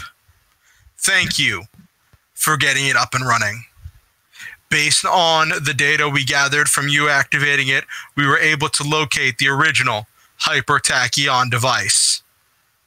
It was lost long ago, and it will be used. I'm coming to double check your work, and then we will meet at these coordinates. And from there, we will go here to take back the true hypertachyon device. And there's coordinates that pop up, and the last thing he says is, we will reclaim the Leviathan. And when you see those coordinates, you realize you don't know where the coordinates for the staging section is, but the actual coordinates of where they said the true hypertachyon device is Earth. So as I make the realization, my like all the blood drains from my face, and I kind of just sit down for a second. Are you unwell? They're going. I put a hand on your shoulder. They're going to Earth. That's where I'm from. Wait, that place is real? Yeah. Wait, what place is real? Earth? You know where the Terminators live? Yeah, I mean, yeah, I guess they did say that in the movie, huh? Yes, it's 8 eyes, and real. I still can't pay attention to films. And on that note, we are wrapping up Why would anyone want to go there? Cosmic Corsairs Season 1. Thank you so much for coming along. I know we ran late, and I'm very sorry about that, but there was a lot of stuff we had to pack into this episode. I want to thank each and every one of our cast members. Thank you, Zev. Thank you, Cassie. Thank you, Max. Thank you, Sarah. And thank you, Mac. Thank you. And also a big thanks to Opti for producing this show and for making the Optiverse a thing. And also I want to thank all of you, the fans, who sat through this crazy ums and ahs and insanity and explosions that was this first season. In case you haven't noticed, there is a cliffhanger ending, and we will be having more details on how that gets resolved. So look forward to all of that. Thank each and every one of you for being amazing. And thank you, Ori, for being an incredible GM. Yes. Oh my god. So good. It has been a wonderful time. You have done an amazing job with this story and with incorporating all of our character arcs and everything. Yeah. It's been amazing playing with you. It has. It really has. Yeah, it's been a blast. Yes. Well, thank you. You guys. Every episode, actually, a blast. Thank you all. You have been the most entertaining group that I have had the honor of GMing, and I look forward to GMing for you all in season 2 and future activities. Yeah. So, in next week, we have some other show that we're doing. What was it called? Some other show. What was that other show? Guardian Is that the Allies. World War II one? No, not yet. Gosh, I'm in this one. Justicars? The Justicars, right? The one that I play in. Thank you. Yes. So the Justicars is. Another show. I figured that was the obvious answer. I was like, A great job, the Justicars is next week, and then the week after that, in 2 weeks, the Variance is coming back. And then 3 weeks after this, then we are premiering the Guardian Allies. That's the World War II show, which picks up right after the Killing Time crossover ends. And then we have in November, during AetherCon, we are going to do a special Optiverse crossover, and that's where the Cosmic Corsairs and the Justicars and the Variants are all going to get mixed up, and it's going to be a pretty neat thing. So I'm looking forward to it. By the way, I will say this: if you be familiar with the writers of Mutants and Masterminds, Steve Kenson, who is the creator of Mutants and Masterminds, did tell me a few months ago that he would play with us in the crossover in November. So Oh my god. that would be pretty dope. Oh my god. Yeah. So I'm gonna hold him to it, and I know he's a busy guy, but it would be pretty dope if he would come and play with us. That would be We'd incredible. have to make him like a really cool like character, or maybe we'll just let him do whatever the hell he wants because he's Steve Kenson. Yeah. So yeah, that'd be pretty cool. So yeah, stick around for that, and we'll see you guys next week for Justicars. Bye, everybody. Bye. Bye, And guys. Robo Timmy will return in the crossover. Bravo, Timmy! Yay! Turbo Timmy. He gonna die. You're gonna